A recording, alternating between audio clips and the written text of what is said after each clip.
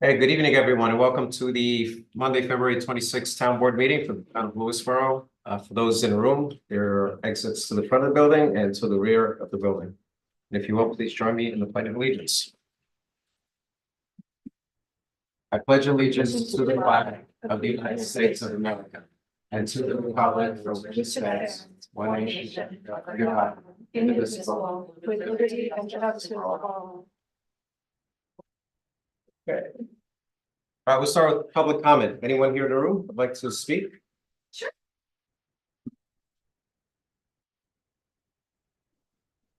Hi, Daniela Goldman from the Vista area. Once again, I'm here speaking out against Dan Welsh and his hate speech. While passionate about certain causes, has unfortunately chosen a path that only serves to spread hate and division among us. As a social activist, he has consistently prioritized his personal agenda over the well-being and unity of our community. His singular focus on projects deemed environmentally friendly neglects the diverse needs and perspectives of our town residents. It's clear that Dan does not speak for this town, nor does he represent the values and aspirations of the majority of its members. His presence on this board undermines our efforts to foster collaboration and progress for the betterment of all. Therefore, I implore Dan to consider the greater good and the impact of his actions on our community. I once again ask him to resign from his position on this board, recognizing that his continued presence only serves to hinder our town. Should Dan choose not to heed this call, I once again ask Tony to take decisive action. It is within your power to prevent him from further contributing to the vision within our town. I call for Dan to be removed from his deputy rotation, ensuring that his influence is minimized and that our town can move forward from the ugly hate that Dan spews. Thank you. Anyone else here? Kathy? Thank you. It's like the same suspects showing up over and over again here.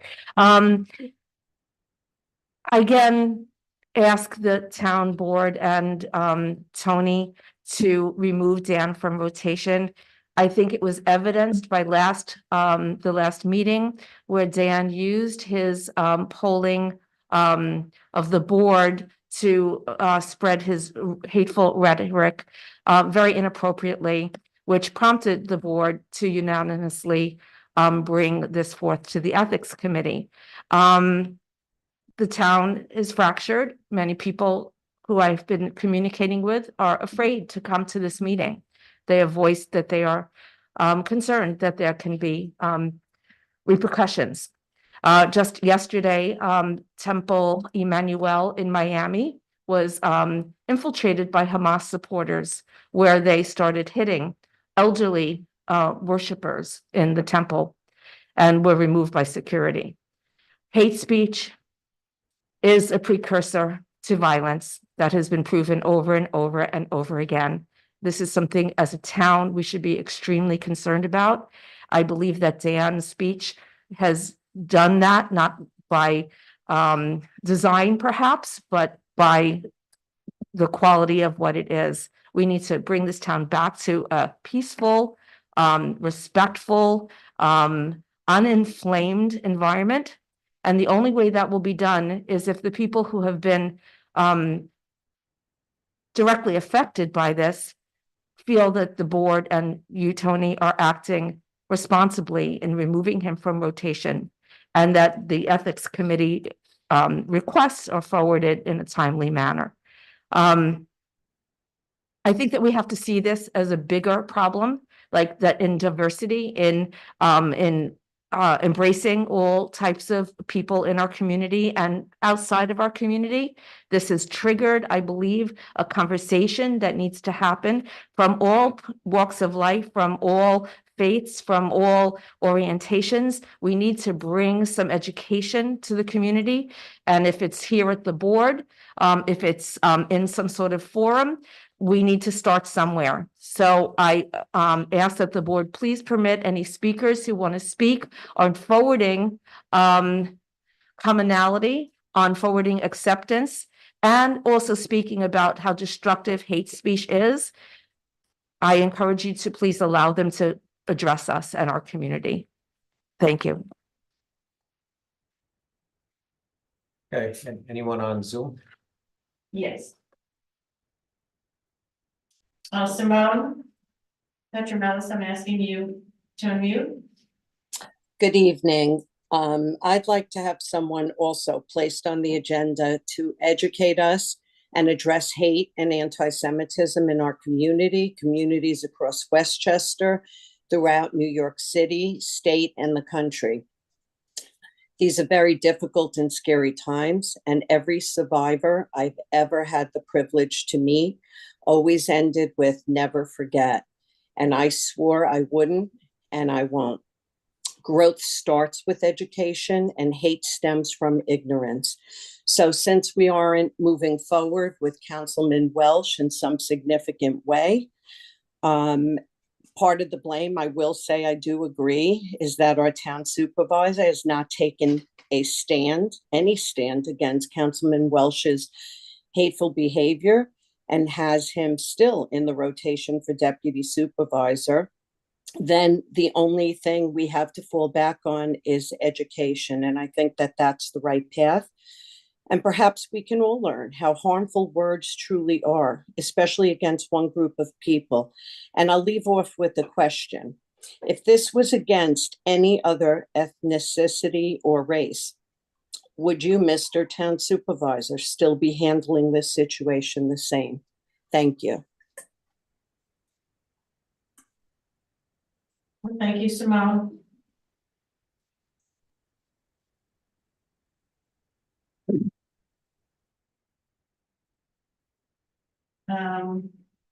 There was a hand by a Zoom user. If anyone wants to speak now. There are no hands up. Okay. Okay, next is communications. I don't have anything for communications, so we'll move right on to the consent agenda. So I'd like to motion that we approve minutes of February 13th, 2024. Do I have a second? Second. Discussion? All in favor? Aye. Okay, next is old business discussion on the architectural proposal for a town park bathhouse renovation. So we have a revised proposal that clarifies some of the questions that we had at the last board meeting. So at this point, I would like to, unless there's any, well, I think what I'd like to do is go ahead and approve the payment of the $5,000 retainer that would be billed against the last project invoice. And we have here broken down phase 1, which is a pre-design service for $1,000, and phase 2A, which is design development. And that totals $5,000, after which we'll have sketches to look at and plans. And then we can make a decision as to going forward. Second. Now, in addition to that, there is a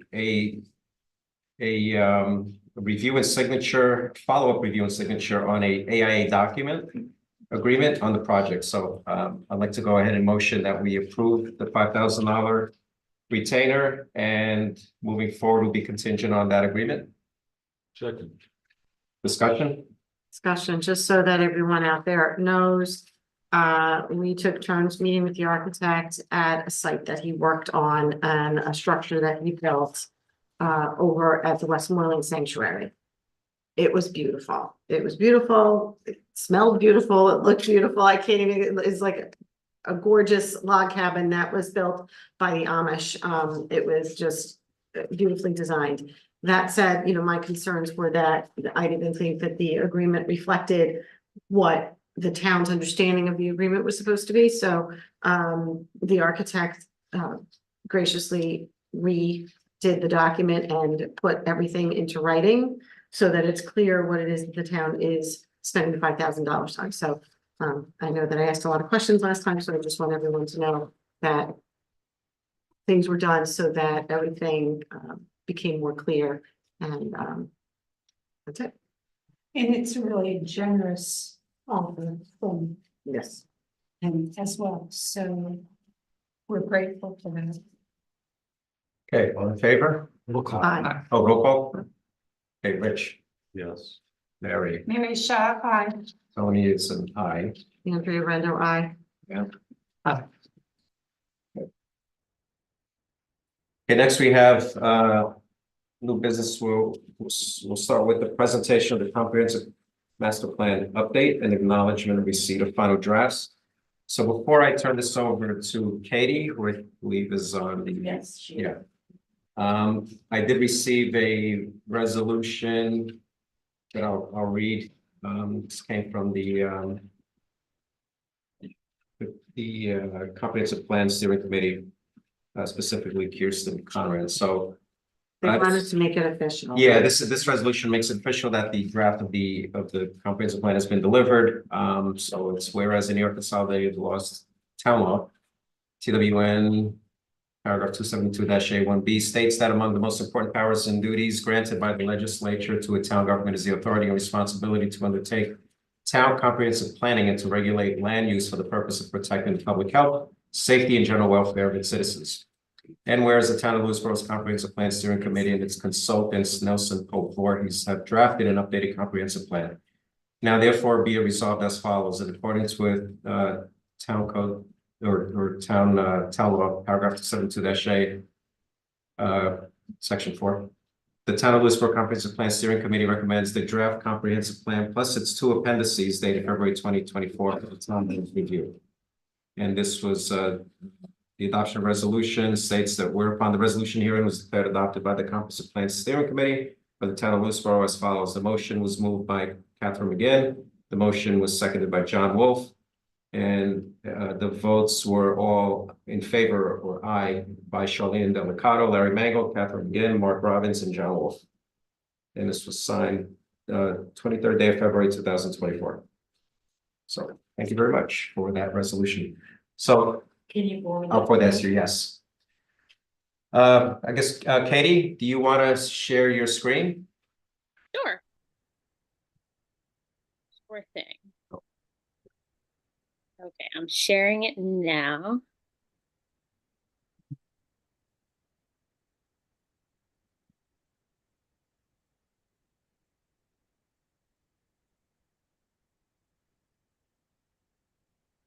We're just getting our screens powered up here, so.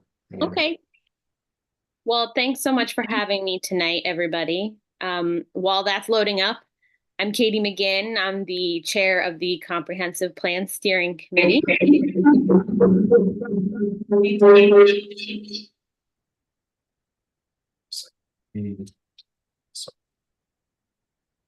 you hear me okay? Yes. Okay, great.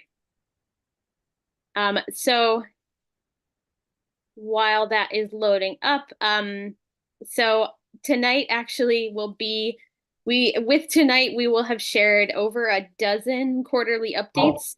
Hold on a second, Katie, just hold on. Sure. I guess I should be sharing it from here, of course, yeah, okay, so I need to go make this, people did.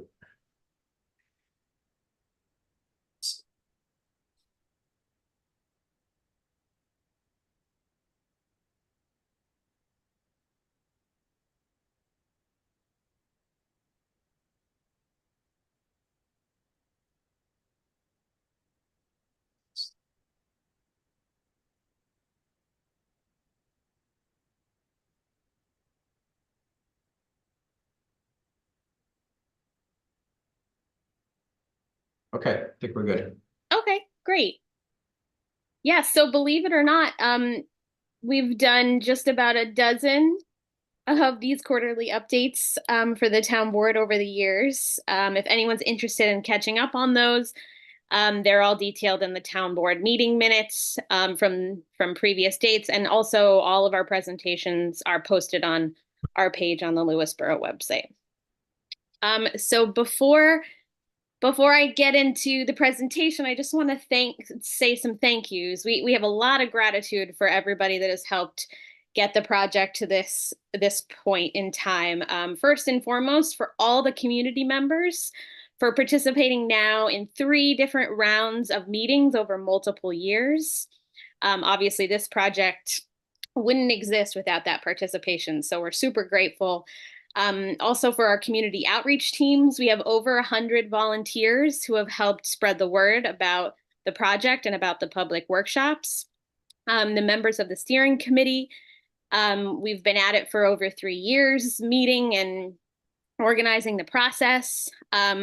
To the chairs of the planning board, the zoning board, and ACARC, to our town board liaisons, and to the NPV team, chiefly Valerie Manastra, who's done a fantastic job and has really carefully listened to the community members and to just really, her and her team, I think they've really captured Lewisboro and the community's vision for the future. And big thank you to the Hudson Valley River Greenway for giving the town a $20,000 grant to apply to this project. So my outline for tonight's update, I'm going to start with a quick review of the various roles that the committees and boards have served and remind us of all the project phases we've gone through. I also have final participation figures, and we'll compare those to other towns. And then we're going to just take stock of where we are now and confirm receipt of all the final drafts, and then go through next steps. And I'll pause in each section, each of those 4 sections, for questions and comments from the board.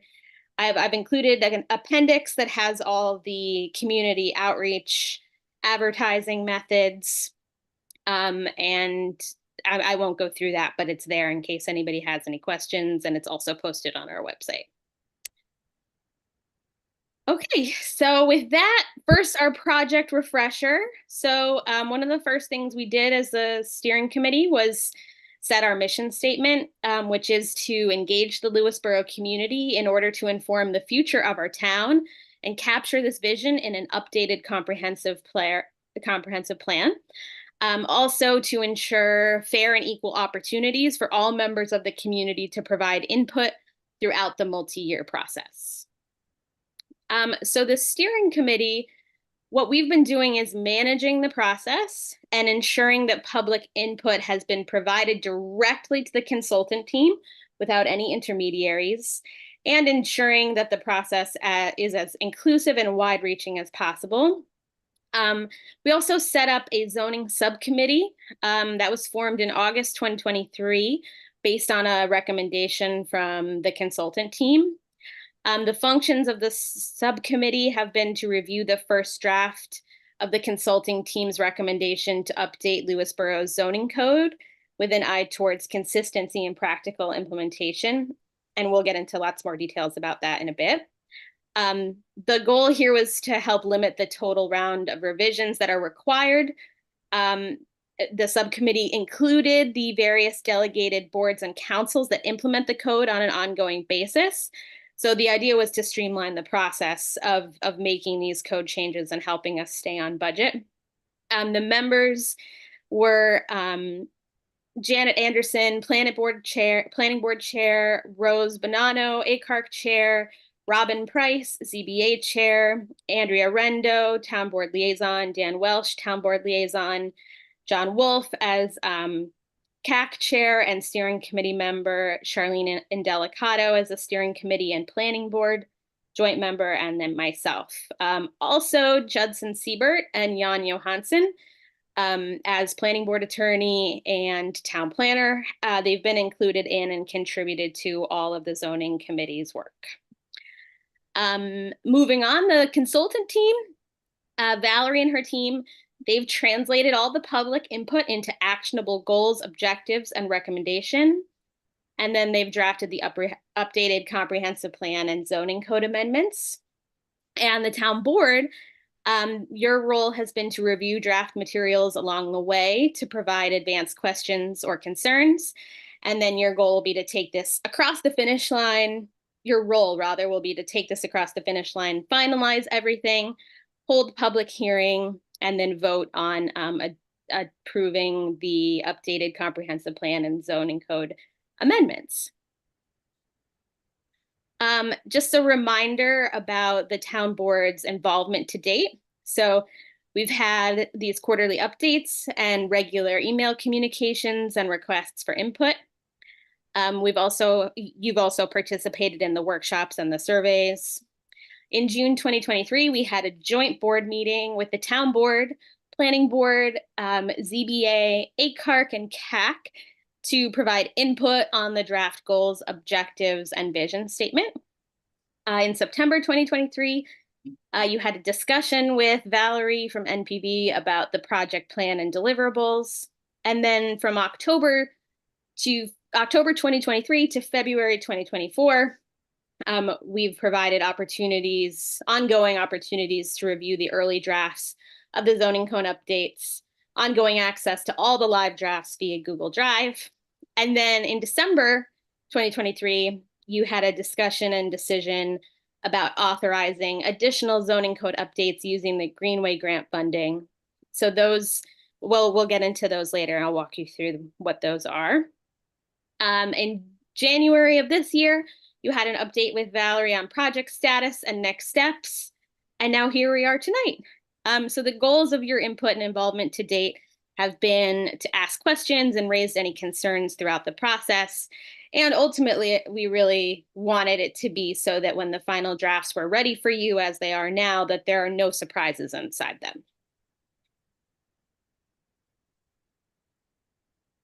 So with that context, just some going all the way back to the beginning, we started in 2021 with the community launch survey and then consultant search and hire. I'll just keep this high level. I won't go through all the bullet points. Then we launched the community engagement phase where we formed the community outreach teams and had the first workshop, which was very open-ended input from the community. And then Valerie and her team worked up the draft vision, goals, and objectives and had the second workshop series around those. Those were focused on the hamlets and then also on the town itself. And then there was that joint board meeting with all the other boards and councils. Also, I should say all of this information is in the comprehensive plan itself in the introductory sections. The plan update phase is where we are now, where the consultant has drafted everything. There was workshop number 3 that happened in January, where the community provided input on the drafts for the draft comprehensive plan and the draft zoning code amendments. Our office hours are coming up soon, more on that later. And then the final steps are public hearing on both the plan and the proposed zoning amendments, and then the town board vote. So I'll pause there just for any town board questions or comments on just the refresher of how we got here. Yeah, the only comment I'd like to add, just to emphasize again, we've made significant progress with this comprehensive plan, and I'm glad that we finally got to this the final draft, and looking forward to reviewing that and taking it to the next step. So this is really exciting stuff. So thank you very much, Katie, and everyone else who's been involved. Any questions or comments? No, I'm looking forward to wrapping this up and having a nice shiny new plan to be working under. Yeah, and if I can add also, we're gonna have a work session. I know I circulated some dates and we were targeting March 18th, but it looks like we're probably gonna do that during a board meeting date, which is March 25th, and it'll be a work session dedicated just for this, where Valerie's gonna present, and there'll be some. I'm confused. So either we're having a work session completely dedicated to this, or we're having a regular town board meeting. It's a work session on a town board meeting date. So is it gonna regularly be- scheduled date. Is it going to be? We were converting it to a work So session. we're not going to have a lengthy. No, it's gonna be just this, Okay. correct? And that's from 25th. 25th. Right. And I have a little more on that later in the presentation too. Okay, so why don't we move to the final participation figures? So very quick overview of our advertising and outreach methods. We're really happy that we were able to do all of this. We had virtual and in-person workshops. The in-person workshops always included free childcare, Spanish and Chinese translators. We we had online surveys that were also available in Spanish and Chinese. They were also available via postal mail and with large print copies available upon request. Our advertising methods have included everything from postal mail, lawn signs, posters and flyers, email and social media. Our participation survey, which was in fall 2022, that created our constant contact mailing list, which now has over 800 names on it. It also created our community outreach teams and collected input on community access requests. And again, there's an appendix with lots of details, but we've gone through that before at previous board meetings, and it's all available on our website. Round one, we had about 353 people participate, and I've gone through these details at a previous board meeting, at several previous board meetings before, so I'm going to skip the details. Round two, we had 280 people total. And round three that just happened at the end of January, we had 129 people participate. It was in person and virtual hybrid workshop, and most people attended via Zoom. It was also live streamed via YouTube. And as of this weekend, I didn't check today, but as of Sunday, there were over 100 views on YouTube, but we're not including that in the final attendance numbers, to be conservative. So a question is, how does that compare to other towns? And NPV provided us with this data based on other towns that they have worked with. And the answer is that actually, when you look at total participation as a percentage of total population, we actually come out quite well. The only towns that have higher percentage participation are Ossining and Chestnut Ridge. The rest of the towns, Carmel, Montgomery, Haverstraw, and Poughkeepsie, all are way below us. And Valerie pointed out when she provided us with these numbers that Ossining and Chestnut Ridge both were dealing with very early on in their process, controversial issues that related to very big, very well-known pieces of land and properties. So those drew a very big crowd at the beginning of the comprehensive plan process. These are communities that have undergone this process in the last certain period of time, or? Yes, I believe these are all over the past 3 years. Okay. And they're all firms that they all worked with the same consulting firm. Yeah, so our 6.2% participation is something that stands up quite well to comparison. And when you compare the participation in each round of meetings to average attendance at town board meetings, or even record high attendance at board meetings, which happened throughout 2020, our numbers are very consistent and make a lot of sense. So I will pause there for any comments or questions. Any other questions from the board? I think those municipalities are also geographically smaller and maybe easier to access everybody.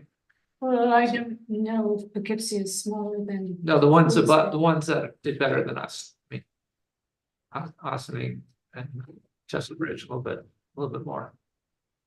Trying to give us a little boost here. Yeah. Well, we're grateful for everything that you and your committee have done, as well as the consultants. So thank you. Thank you. It's our pleasure.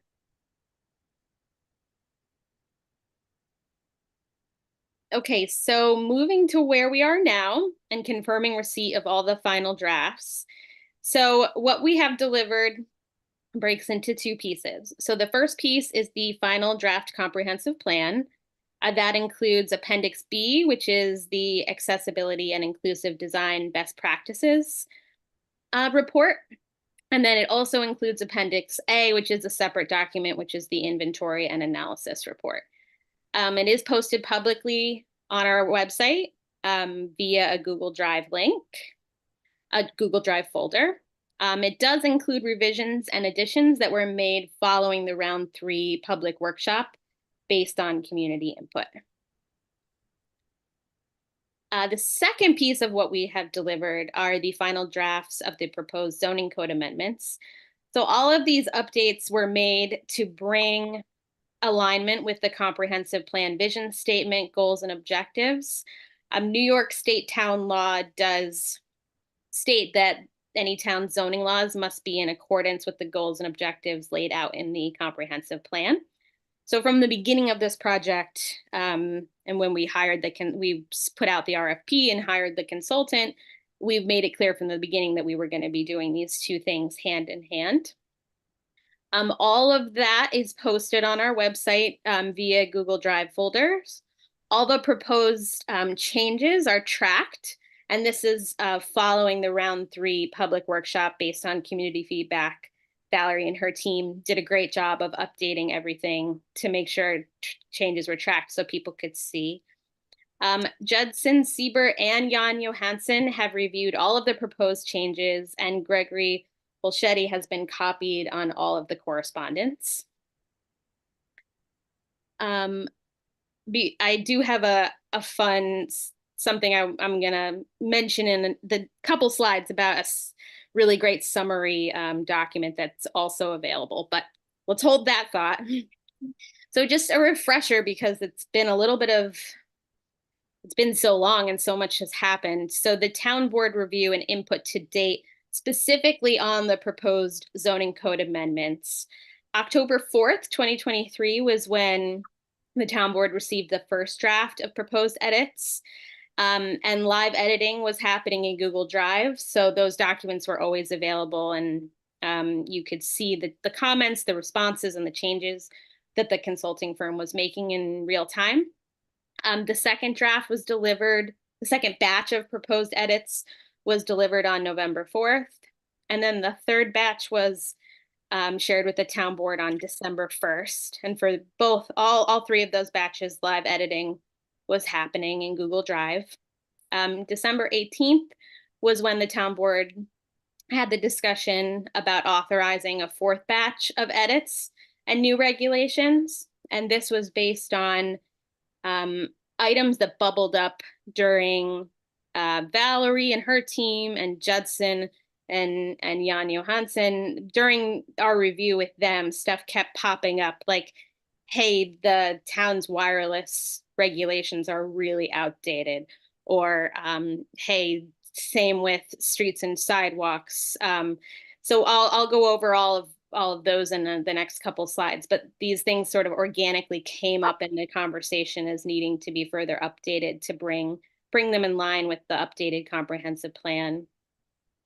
On January 2nd, final drafts of batches 1 through 3 were shared with the town board and publicly posted on the website. And then on January 29th, we had our first workshop, and so that the public was able to review those first 3 batches of zoning code amendments in advance of that workshop. On February 2nd, that 4th additional batch of proposed edits was shared with the town board, again with that live editing. And here on February 23rd, last week, all the final drafts, batches 1 through 4, now been reposted or posted on the website. And then we've got tonight and then the March work session that Tony mentioned still to go for more input. So I mentioned previously, we're really excited about this.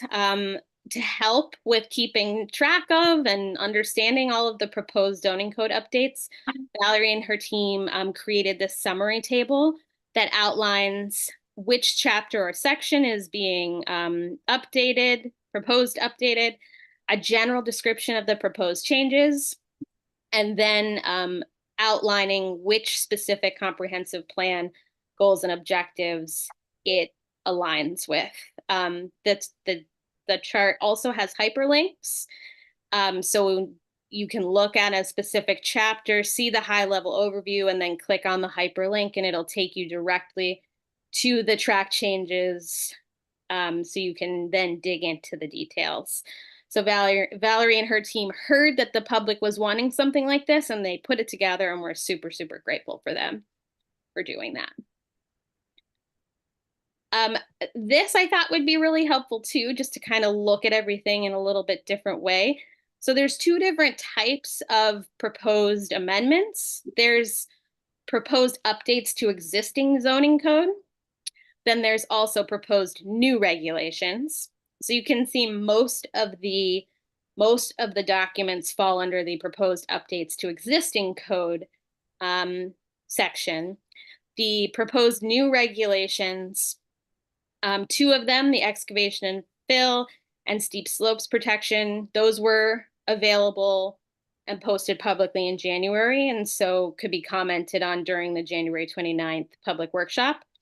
New ones that were posted as of February 23rd are battery energy and storage, EV charging stations, streets and sidewalks, solar energy, and wireless. So I'll pause there for any questions or comments on this section, and next we'll talk about next steps and what's coming next.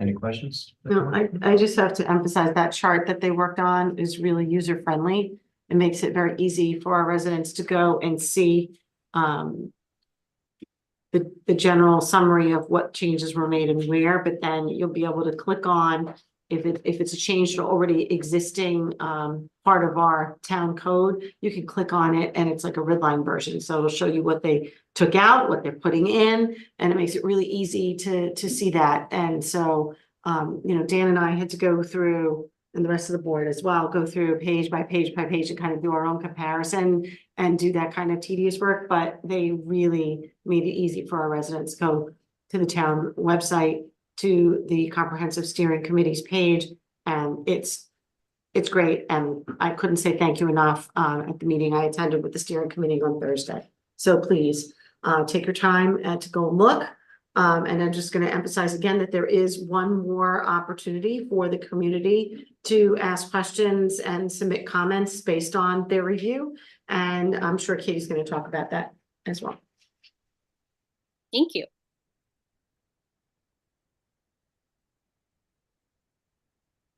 Yes, so that's a perfect segue into next steps.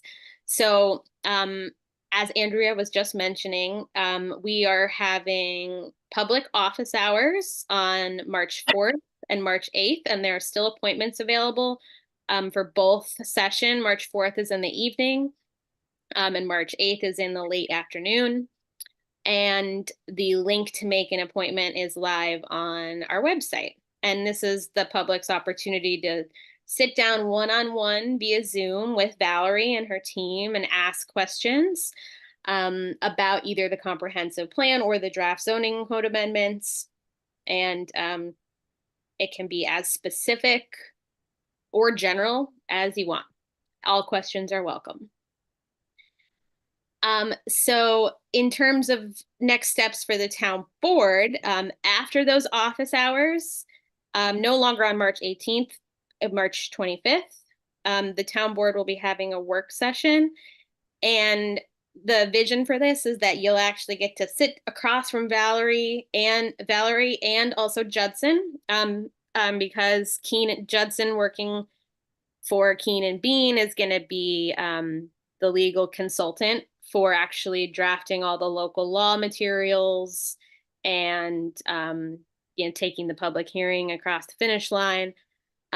So you'll get to sit across the table from them and actually work through all the documents, work towards further reviewing them, asking questions, and ideally finalizing them. And then this is to be determined, but the target for this, and this has been discussed with Tony, the target is April 8th that the town board will call for the public hearing for the comprehensive plan and the related zoning code amendments and make referrals to the town and county planning boards. And this has been reviewed. This was reviewed during our Thursday meeting too, which Andrea was present at. And that's all our meetings are always public and posted on our website, by the way. So I think tonight is basically you're receiving everything. It's all in one place. It's all organized. It's all posted publicly. You have until the end of March to mull everything over, gather up your questions and any proposed changes. And then the target will be calling at the beginning of April for the public hearing.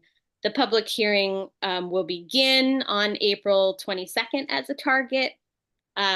It doesn't have to just be on one night. It can go on for as long as you would like.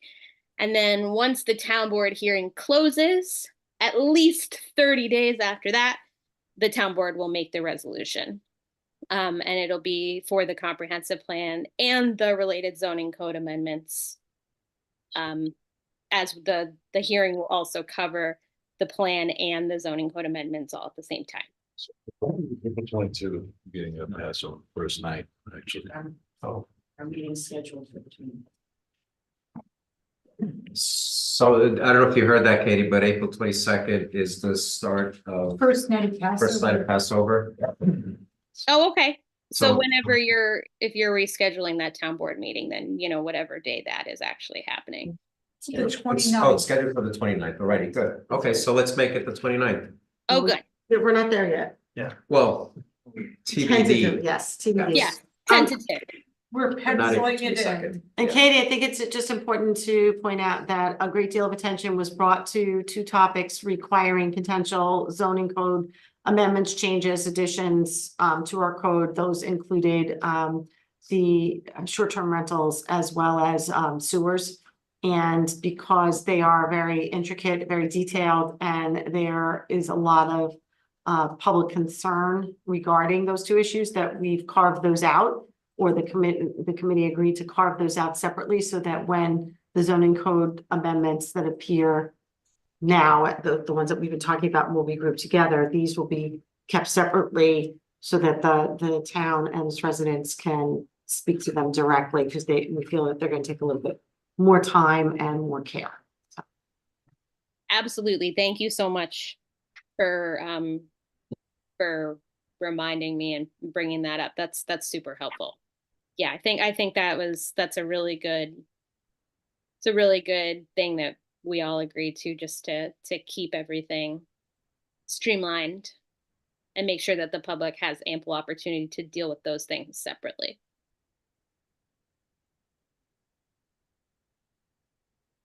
Great. Thank you very much, Katie. Is there more? Yeah. Any other comments or questions? I don't think so. We're good.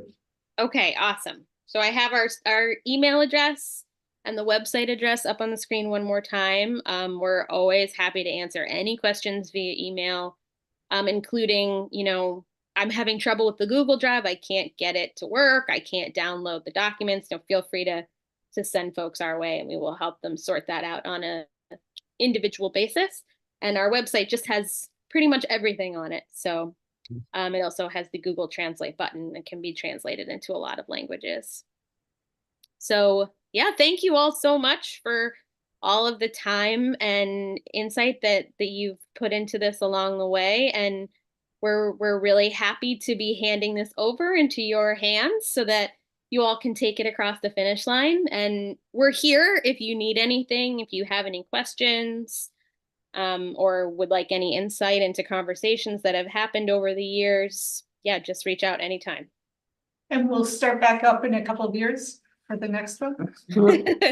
Yeah, just a couple years. I just want to take this time to thank Katie very much for her organization, her keeping everybody on point, the organization, the time, the detail. I know sometimes at our meetings here, those tuning in find it very tedious to listen to everything, but this is the type of work that the town wanted to be done. And it was in very capable hands with Katie, and thank you so very, very much. Well Thank said. you. Thank you, Katie. Thank you. Thanks so much, everybody. I really appreciate that. And it is an absolute pleasure. Okay. We'll be in touch. Sounds good. Thanks, everybody. Take Good care. night. Good night. Okay, next we have, it's the Lewisboro Baseball Association installation of a turf halo kit. So I'm going to read, this was a letter that was sent to myself and the board.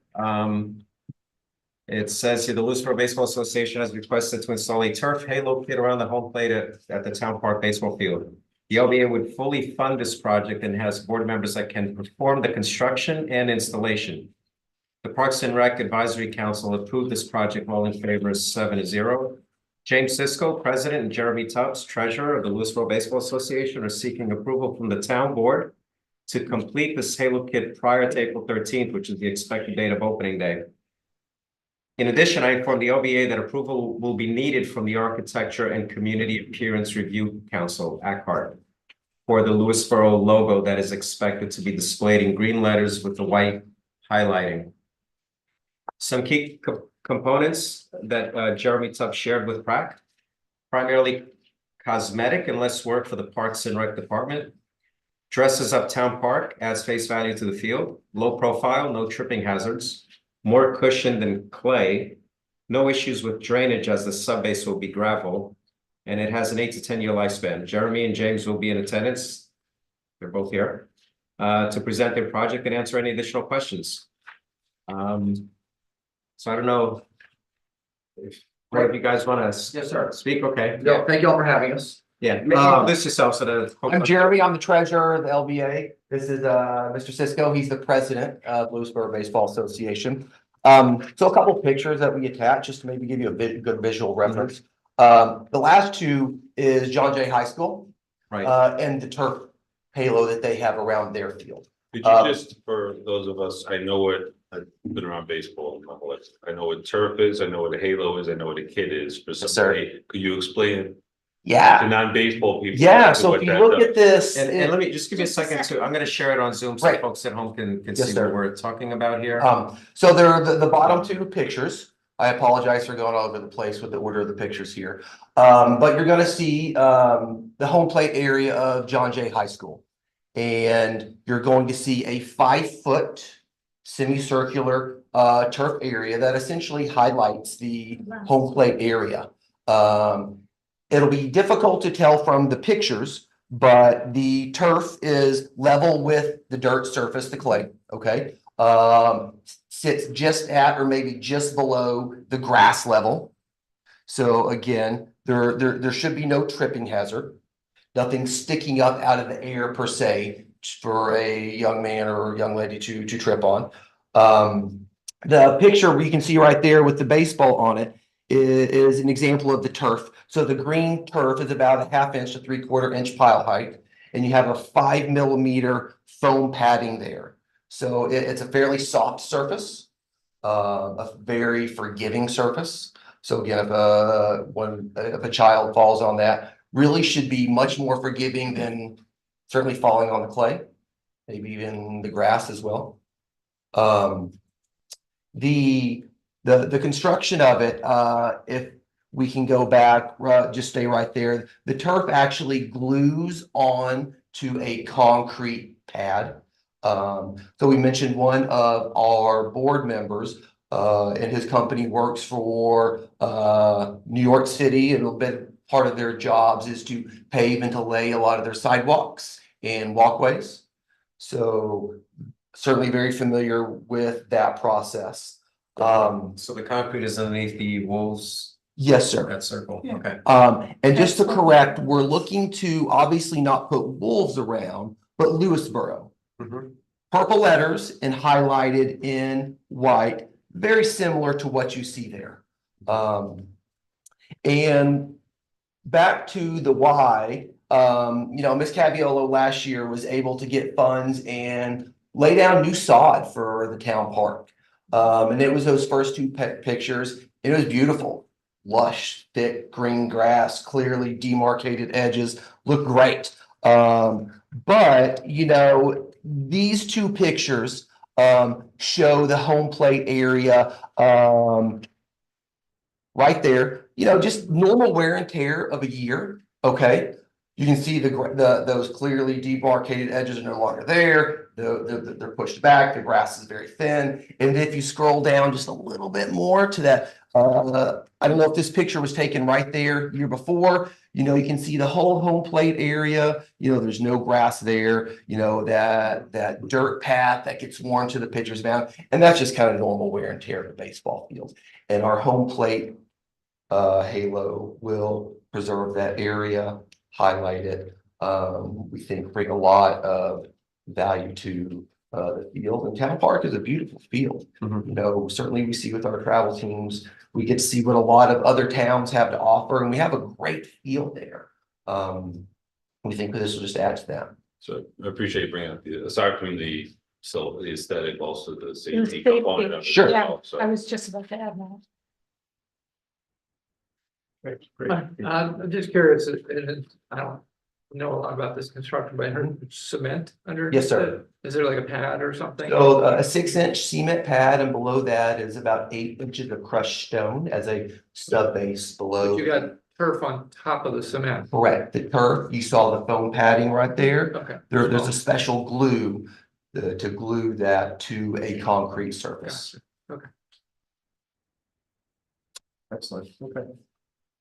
So we're here to get permission. You guys Yes, get sir. permission to go forward with this work? Yes, sir. We do need a certificate of insurance. Sure.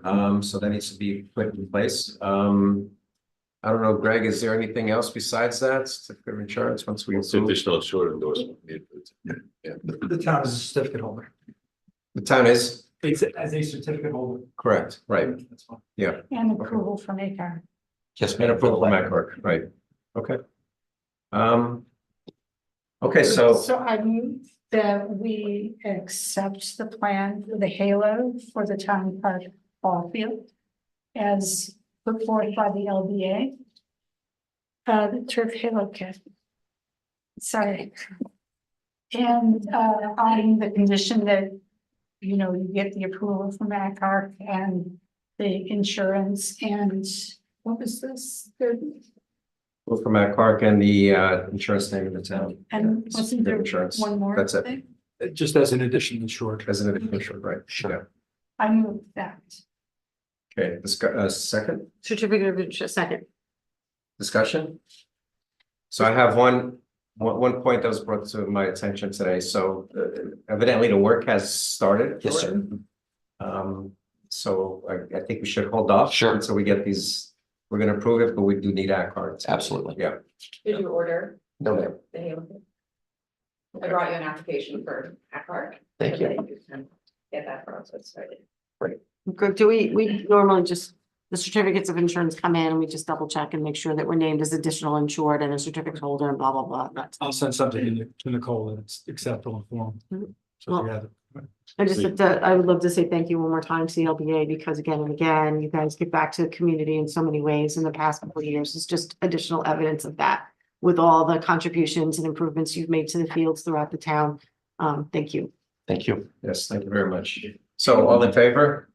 Aye. Bye. Thanks, Jeremy. Great. Thank you all for having us. When's your next wine tasting? That's a very good event. Opening day is April 12th. 13. The 12th is a Friday. Well, Oh, the 13th. also be Saturday? Yeah. Okay. Yeah, 13th, let's say 13th of November. Okay, so next is the Town Park Playground improvements, so. I think there are a couple of people here. So, Good evening. It's been a while since I've been up here. My name is Valerie Kenkro. I am the president and project manager of the Lewisboro Town Park Playground Improvement Corp., also known as LPP. We are very excited to inform everyone of some new developments and improvements that we'd like to do at Town Park. I have a letter that was sent to the supervisor that I'd like to read. And I'm also here tonight with Josephine Barisha, who is our Director of Communications and Volunteers. So I'll read the letter and then I'll give a little bit more detail if anyone has any questions. So the Lewisboro Town Park Playground Improvement Corp., LPP, is pleased to present a check for $12,000 to the town of Lewisboro, New York. These funds were donated by the Lewisboro community members, local businesses, and committee members of LPP. This is the third check presented to the town as intended for the Lewisboro Town Park Playground. In collaboration with Nicole Caviola, Recreation Supervisor, and the Lewisboro Parks and Recreation Department, we are gifting these funds to cover freight and the purchase of 2 new pieces of equipment, the log crawl tunnel and the communication board. The tunnel will replace, it's hard for me to say, the T-Rex rider, who unfortunately did not stand the test of time. The pictures and symbols on the communication board will offer another way for nonverbal, speech challenged and early learning individuals to communicate at the playground. At this time, the Lewisboro Recreation Department will be responsible for unloading, transportation, re-spreading of the sand area, and installation of both the log crawl tunnel and the communication board for the lowest of 3 quotes, which was $5,400 from Pat Versetti, Inc. The Lewisboro Town Park Playground Project is committed to reimburse these installation costs of $5,400 come fall of 2024. Thank you for that.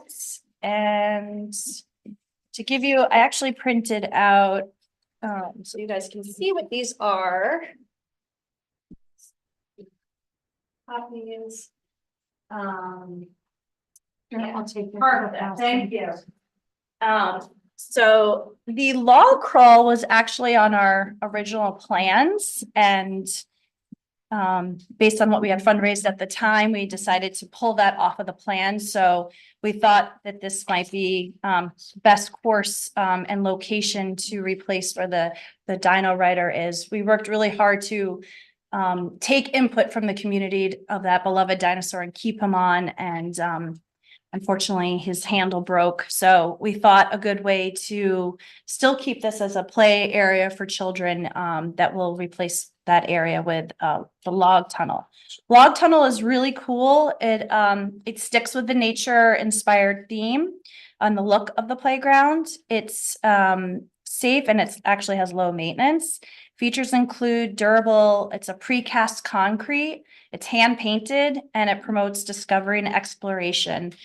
And it has a realistic texture. So we debated about different types of pieces we wanted to put. But this one I think allows for a space for children to have more of a quiet space. Calming sand areas are typically more of those like the younger kids are playing. So that's what we're hopeful to do in that area. And then the communication board actually came out the year after we had put in for all of our equipment. And, you know, I get the new catalogs every year and I'm like, what's the newest piece of equipment? So the communication board came out about 2 years ago. So we've been eyeing it, and we created the Lewisville Illustrated poster fundraiser with the library to raise funds towards creating the communication board. And the communication board has symbols.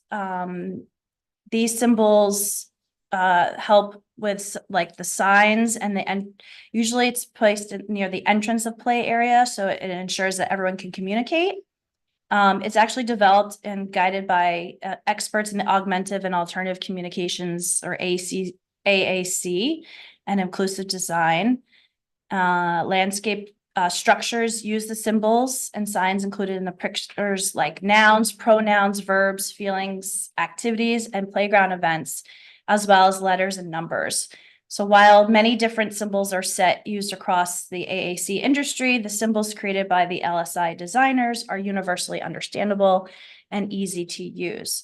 So we're hopeful to put this to just spread more ways of communicating with people visiting the playgrounds. The kids that move the symbols around. That's a good question. So it's more of it is two-sided, but it's more of a pointing system. So you could point out to, you could spell words, you could point to the pictures of the specific pictures it's a little hard to see from here, but. They're like little tiles. Yeah. Yeah. That are, you know, Like there's square a tiles. clock, there's a music, a yes, no. It looks fun.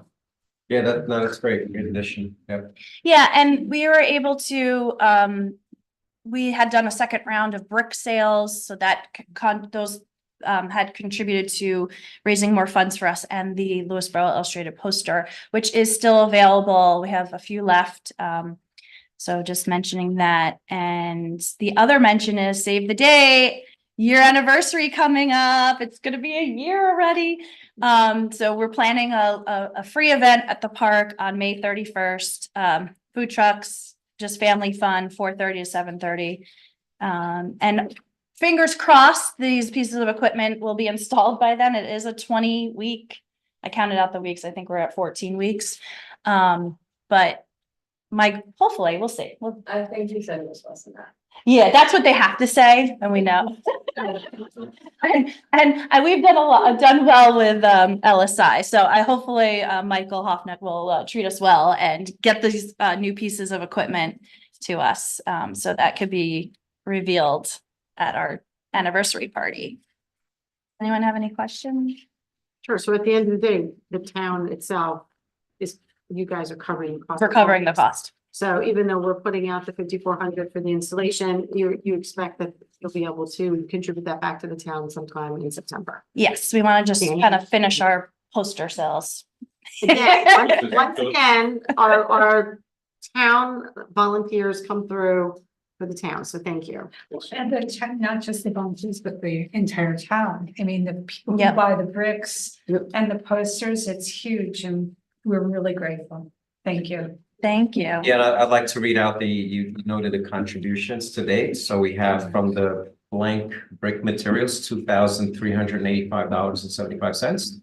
The chess tables, $3,675.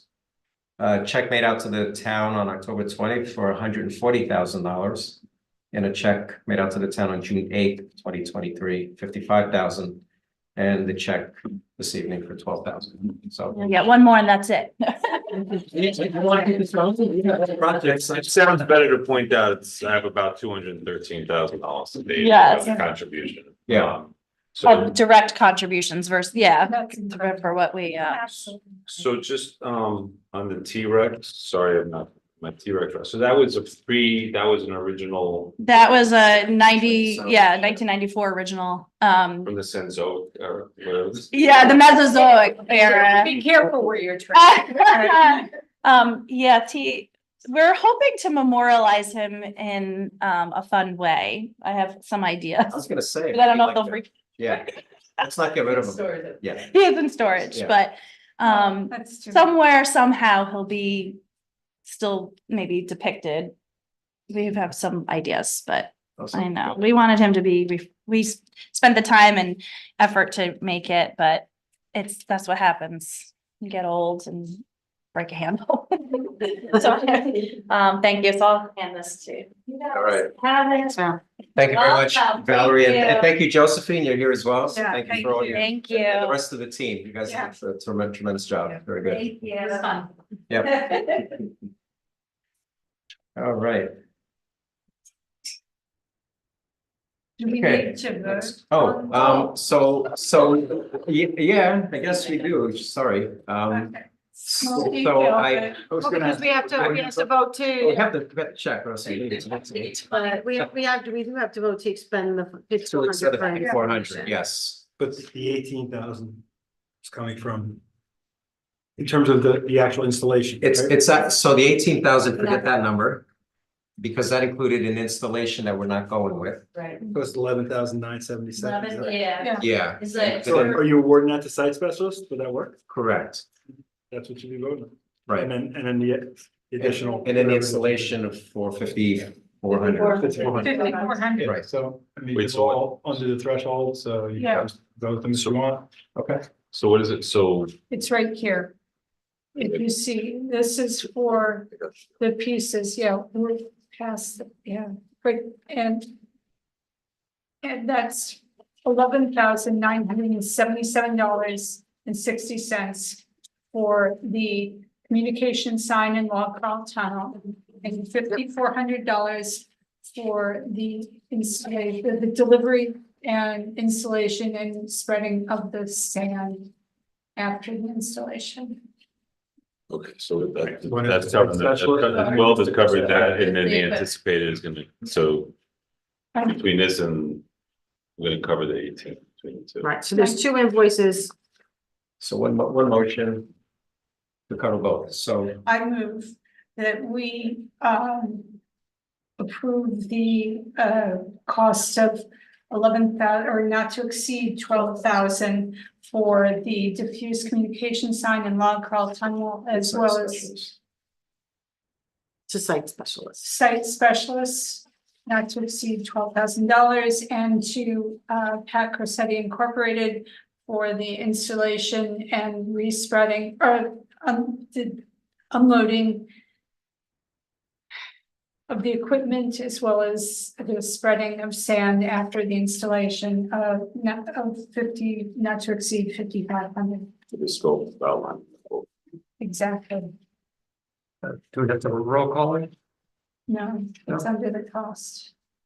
we need a roll call, because. It's on the expenditure overall. Okay, so Rich. Spending this. Mary, well, wait, who seconded? Second. All right, do I have a second? Yeah, Dan seconded. Okay, so roll call, Rich is a yes, Mary, Mary Shaw, aye. aye. Andrea Rendo, aye. Okay. Yes, thank you both very much. Now you can go. There you go, yeah. All right, so next we have for item D, discussion of approval to KSC Consulting for site plan package for documents for replacement of 3 backstops at Orchard Park Farm. We're gonna take that one off because we're waiting for quotes and before we decide how to proceed with the backstops. Was this part of the budget that we talked about? It's part of the ARPA funds. We discussed it, just not as part of. So we're tabling that for now. Correct, we're gonna table that. And the next one is approval to hire Snow Contracting to repair Lewisboro Town Park pool deck. So we have a violation from the health department, which will require that we get this fixed before the pool opens up, and we are running out of time. So we have a proposal from Snow Contracting, who would be doing the work, which includes, and I'll just So everybody understands there are huge cracks in between the pavers or the cement concrete slab pieces joints. that go all around the pool. You may have stubbed your toe on them or tripped. And so we are required now by law, because we've been cited by the Department of Health, right, Nicole? Correct. To have it done before we open for the season.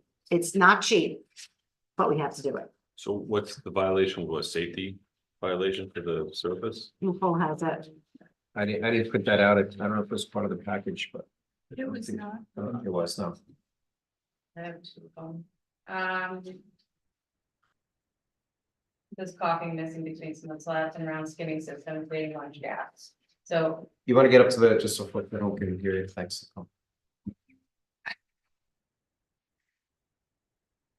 Okay, so it just says caulking missing between cement slabs around skimming system, creating large gaps. This is part of a regular. So it's just a part of pool operation and maintenance. It's a requirement. It's missing. And we were cited for it in our It is a inspection. violation notice. Yes, So- it's violation so the notice. county goes around periodically to inspect that. When the facility is open, correct, And that can be at any time. correct. Okay, so we have a violation for, I guess, a potential tripping hazard, which we have to remediate before the season opens. Well, and it also is, it's for the long-term well-being of the structure itself. You don't want water getting in there and having the concrete erode. True. At the end of the day, it has to be done. We don't have a choice. This is kind of like, you know, when that part goes in your refrigerator and suddenly you lose all your meat. We've all been there when the power goes out. It's kind of the same thing. You can't avoid it. You can't ignore it. You have to have it fixed. And it was one of those unexpected expenditures, but it's absolutely necessary for the continued operation of the pool. What about any warranty for labor and materials? I'd have to ask. Well, we're gonna have this is a proposal that we received, but then we're gonna enter into an agreement, correct, with Nicole, once they give Correct. us a more formal agreement, so we'll make sure that there's language in there. It'd be good to know, that there's warranty on the workmanship. Although it's over the cap, it's my understanding that this is the only company that does this work. One of That's two really that firm. came out and took the time. to walk the facility. Yes, And that's right, there's a Yeah. couple of exceptions to Yeah. the rule in this case. right. Correct. And we have, we've allocated ARPA funds for pool work. So Nicole and I talked about priorities and we can fund this with the ARPA funds that were already allocated. So Yeah. that's where the money's come from. Yeah, that's fine. Just like once we formalize, we have something as far as, some kind of warranty as If far it as labor. starts to work, fall so- apart in less than 6 months, they come back and say, Doesn't mean on the original installation. Okay. I just said that. Okay, So we. Okay, so You should make, the motion should be that you've determined that it to be an emergency and or that the vendor is a sole source in the region. Right. For that work before you vote it. So it's in the. Okay. Okay. Okay, so motion to approve the proposal from Schnell Contracting, who is a sole source for this work of installing silicone sealant and the other work that's also identified in the proposal. that's also emergency. as. And as an emergency as a result of the health department violation. So do I have a second Second. discussion? Yeah, just like I said, if we could get when we have the final agreement. signed. Contingent on acceptance of the final agreement and review of that agreement by our attorney. Okay. Perfect. Okay, did I get a second? I did. Yeah. I second. Roll call. Roll call, Rich, Yes. Mary Shaw, I. yes. Andrea Randall, Hi.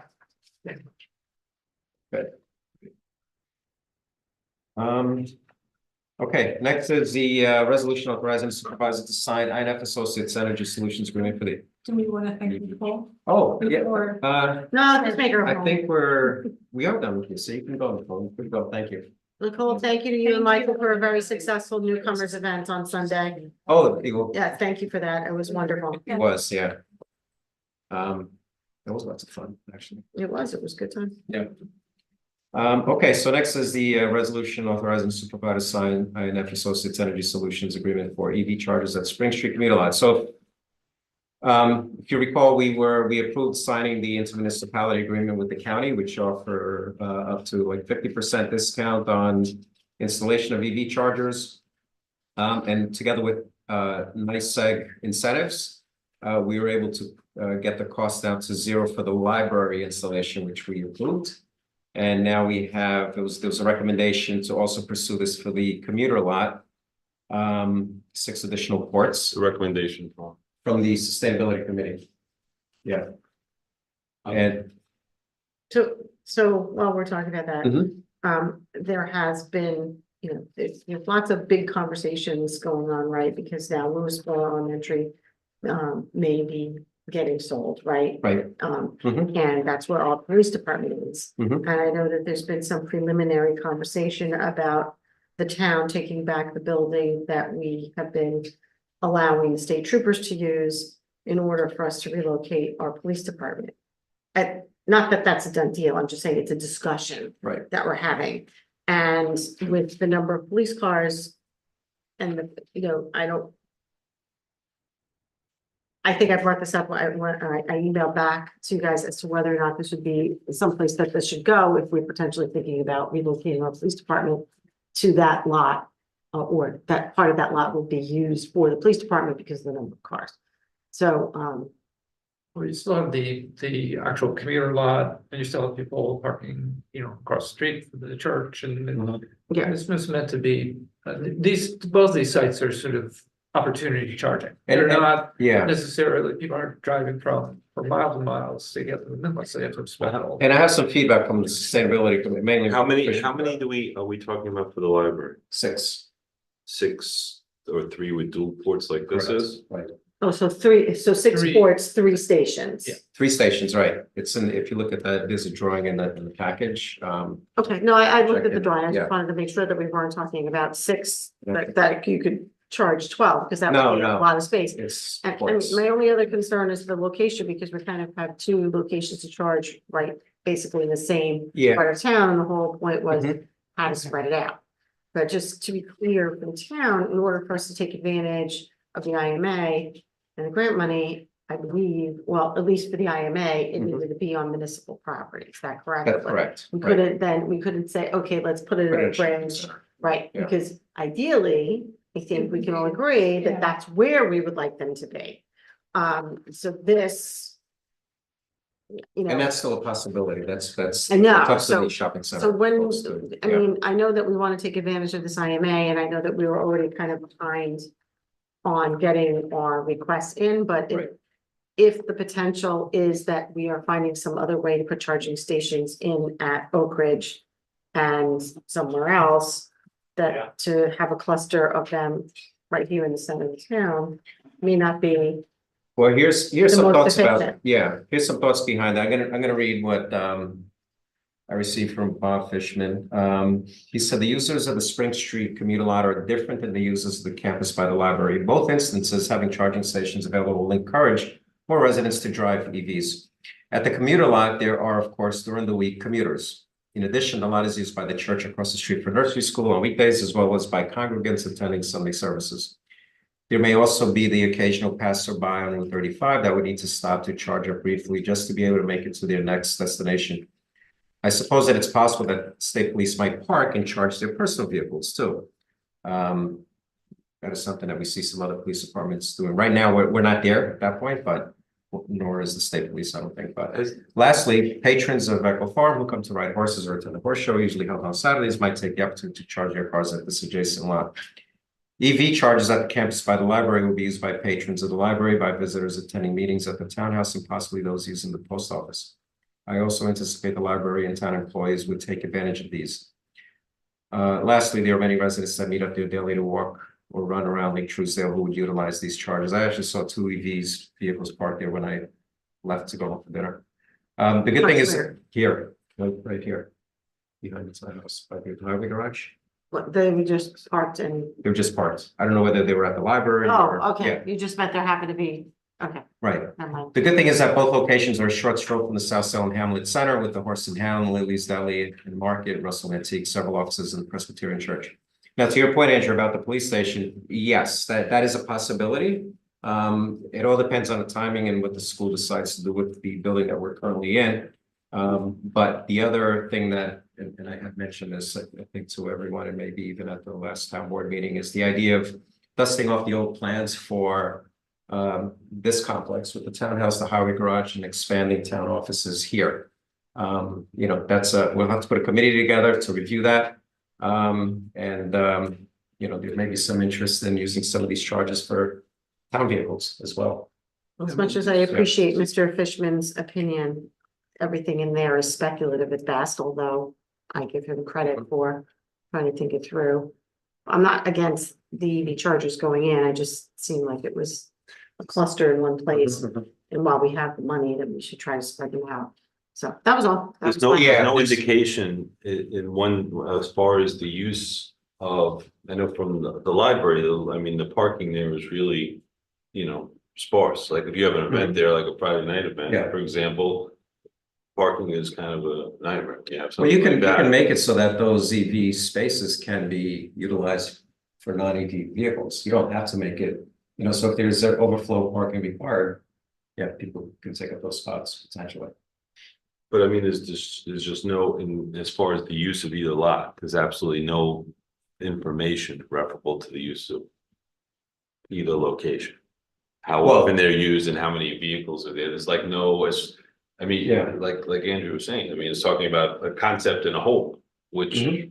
we'll share that concept and hope, but there's absolutely nothing which leads you from one to the other. Like, in other words, there's no indication there as to how many people on average, and I haven't the faintest idea, use the commuter lot on a daily basis. There's no information from the shuttle bus as far as on average, how many people use South Salem on a daily basis, which would Yeah. also give some information, okay, based upon X. You could even take a look at how many electrical vehicles may be there year over year, which is where the need might be. So you may have a very tailored concept. Okay, on average, 10 people, and it's a dynamite place for chargers because they go to work and then and it's a good use for it. But there's absolutely not one word of information about that, which would Right. make So- a better so- argument for it, aside from that Yeah. electrical vehicles are nice, and if you put them there, the people, Yeah. you know, if you build it, they will come kind of thing, field of dreams, you know. Well, the commuter lot was full this morning when I drove in, so there was a lot of vehicles there, whether there was a church, but I didn't drive in to see if there were EVs parked in there, but. But I did, and I was talking to Janet about the permits that we issued, and Janet did verify that there is no sign allocating that front row to. I think Joel said that there was permit parking on. Yeah, that, it did say on that, yeah, on that first row by parallel to Spring Street, there was no sign there indicating that. And the commuter lot as it exists now is open to anyone who wants to park there, right? No, What is, what, you have to buy a permit and you get picked up by the Heart Bus. yeah, But it's also used by the cemetery in case there's funerals. right, And then also for the daycare, at the church across the street, it's drop off and pick up. but to in get, front row. to get the permit, you have to be just have to get a permit, You have to be a go resident, through the town clerk's office. but you have to be a resident, because. It depends. We do have, room, we have a few non-residents right now.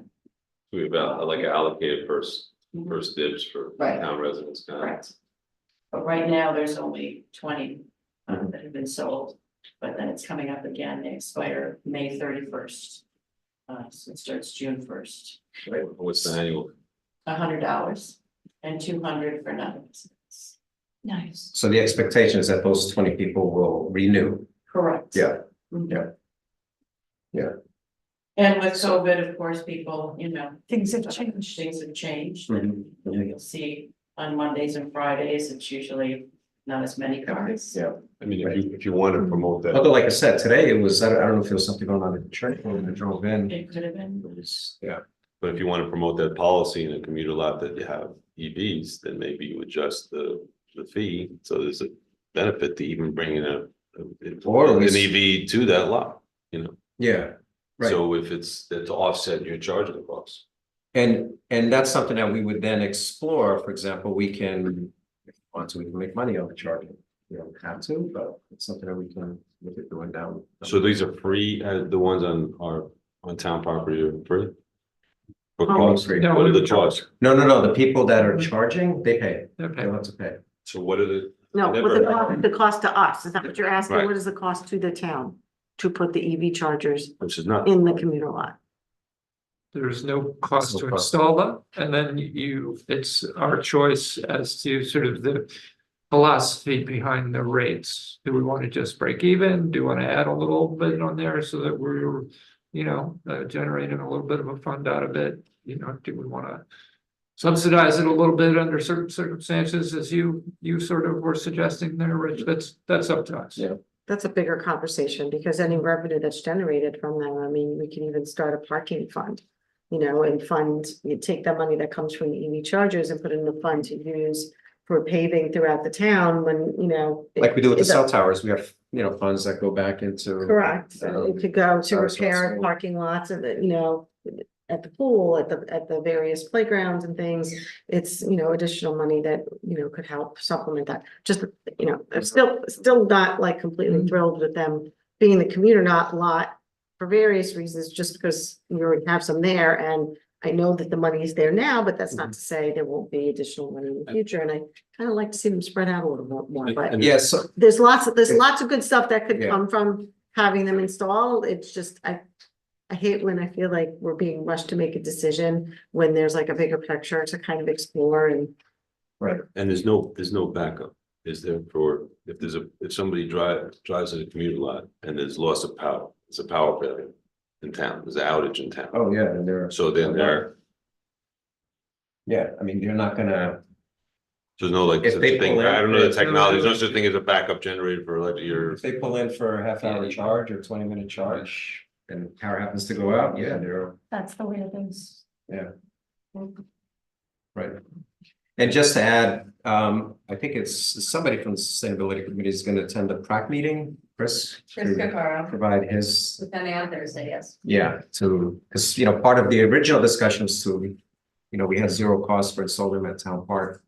There was, some, concerns about Parks And and it's Rec always- Advisory Council felt that the parks were not the great place for them. Yes. I can understand that. So Dan, what are our break even costs? What does it cost us electricity wise for somebody to do something? Yeah, Since all the capital costs covered, it's basically the cost of electricity for us. So it's, 20 cents a kilowatt hour, and typically like the lowest, you usually find charging, EV charging charges 30-40 cents kilowatt hour. let's Be put more it, expensive. if It's I a little- wanna, it's if a I little wanna buffer. go there and I wanna put a full capacity, what is that gonna cost me to get a full mileage? A flux capacitor? Right, Most people are not gonna go there on empty and then sit there and fill the whole thing up, so These are not So- fast chargers like in Lewisboro, so you're not gonna Yeah. get like 200. they're gonna go there Yeah. and do what they're doing for an hour and a half, 2 hours, and they're gonna get an extra 30 miles on it, which is just what they needed to get to the next place they wanted to get back home or whatever, or just make them feel comfortable that they're not gonna run out, kind of thing. So, and that's gonna cost them, $5 or, $5 for 30 miles. I mean, just throwing out a number, it's a few bucks, few Well, dollars. that's what I'm asking. I don't know, none of that's in there. You're testing my. math Yeah, we- skills. Well, you're the liaison, so Oh, yeah. I'm asking the person. Okay, Oh, so Yeah, we don't- you we- can't we come don't- and charge your car up to wait. full capacity on these. Not on these chargers, no, that's not, that's not, this- All day. You could, Yes. but yeah, you you're gonna have to spend several hours, I guess. Maybe- Sort of like when I have to stop and put $5 in just to make it to the gas station that's less expensive. Yeah. Exactly. Got it. Mhm. So, but there is, we had a Ford F-150, the Lightning, we had a demo of it with the highway department, so that potentially in the future, if there's a grant, that's a vehicle that we could potentially get. Our highway superintendent is currently driving a Ford Explorer, like pickup truck. So maybe next year with next year's, capital expense budget, we can look at that or get a grant, because there are grants out there for EVs. And then you'll have a place to plug it in. Unless the power goes out and then he's screwed. Sorry. Sorry, business. Yeah, but yeah, well, if you go by that, Well, we'll be we've only screwed, had a few right? hurricanes. We had no power. Yeah. But there'll be 2 locations. And then there's other location, go to Golden's Bridge and do a fast charge. If you need. So anyway, so this is the proposal in front of us, to go along with these 6 ports, for the commuter lot, so, I'll make the motion. Well, I can't because I'm the one that's gonna sign. So I someone move has to that make we the- authorize the supervisor to sign the agreement with, Energy, for the installation of the EV chargers as proposed at the Lewisboro commuter line. Second, Second, discussion? Just ask if there's a way for us, and with the contrast like in Golden's Bridge, if we can put together some kind of data based upon for a period of time. For the first time, 6 months, whatever, as far as amount of uses, because that may help us for future. I think the monitoring system allows producing reports and such, so we'll make those available. I think you're talking about data before we install these, right? No, well, No. yeah, I mean, that's, Yeah, I guess yeah. that's the force of it's not. Yeah, and just to add on that, I know with Golden's Bridge, they didn't have any data when they went ahead and moved forward with the fast chargers. And they are getting a lot of use. Yeah, it's different. It's private. It's also fast chargers, and we're the slower chargers in town. Right. So we should just see, especially because we're trying to And figure a lot out. of people like slow chargers because they're not as harsh on the batteries as fast chargers. I'll take your word for it. And it's Sure. cheaper. So, I mean, the point is if we do that, that'll also, because that also ties in, with the master plan and stuff like that, to the extent. that- comprehensive plan. Yeah, well, okay. But I still like the idea of having like a highway vehicle that, a light pickup, not a light duty pickup.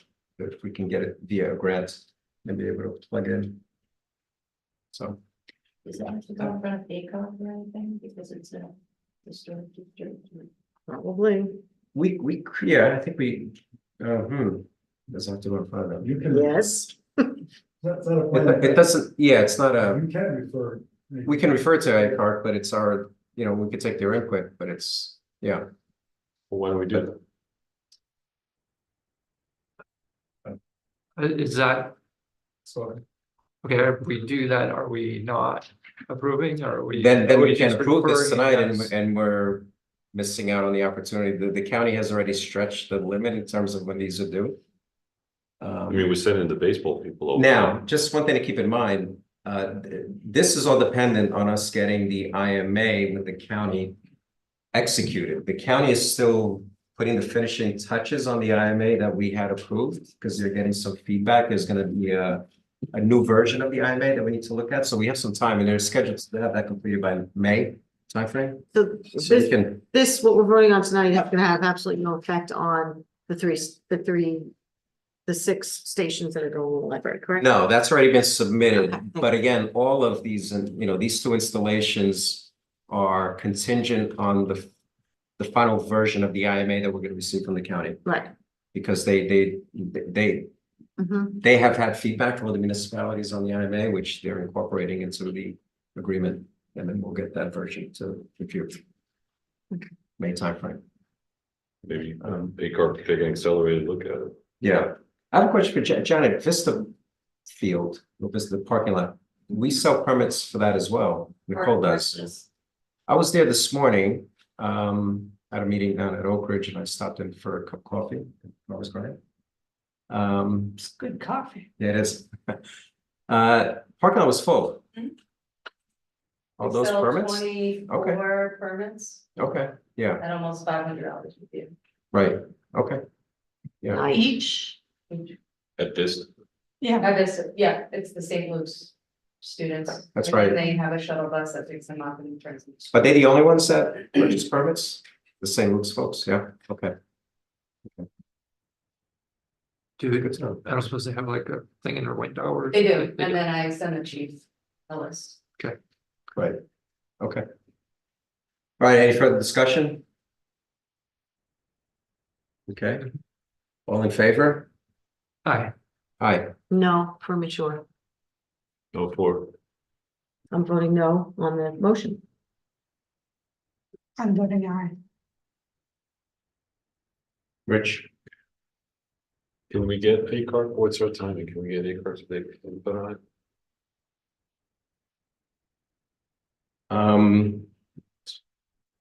the county wanted this back by end of last week. That's why we had a town board meeting tonight. So again, you know, we can refer to ACART because we have till May. Okay. But the motion is to accept the proposal as is from INF Associates. Without input from ACART? Correct. Okay, then no. Okay. Motion passed. Moving on, we have, this is an Oak Ridge wastewater plant option. So we have one of the RBCs, it's a rotating biological contactor. Has the bearings have failed. And it's a major expense to repair this. The quote that we have from Darlington Equipment, who has done service on the RBCs in the past, is $65,000. And if the shafts need, this is for the bearing work to replace both bearings on both sides of these large rotating They're like biological grinders, right? what they do is they provide an environment for bacteria to, They're cylindrical. they're cylindrical Yep. with this huge membrane Yeah, system wrapped around it. And so it dips into the wastewater to collect food for the bacteria, which is the waste that comes in after it's been screened. And then it goes out of the water to get oxygen for the bacteria, and that cycle keeps going. Rotates. When was this issue identified? It's identified end of October.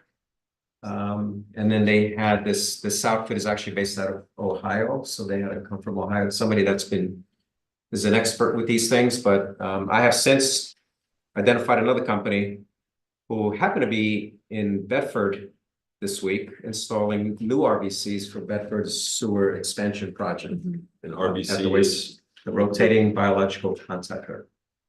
That breaks down the solids and, matter that's in the wastewater. So is as it goes this, through is it screening. something we have to put out to bid for I would the say no. district?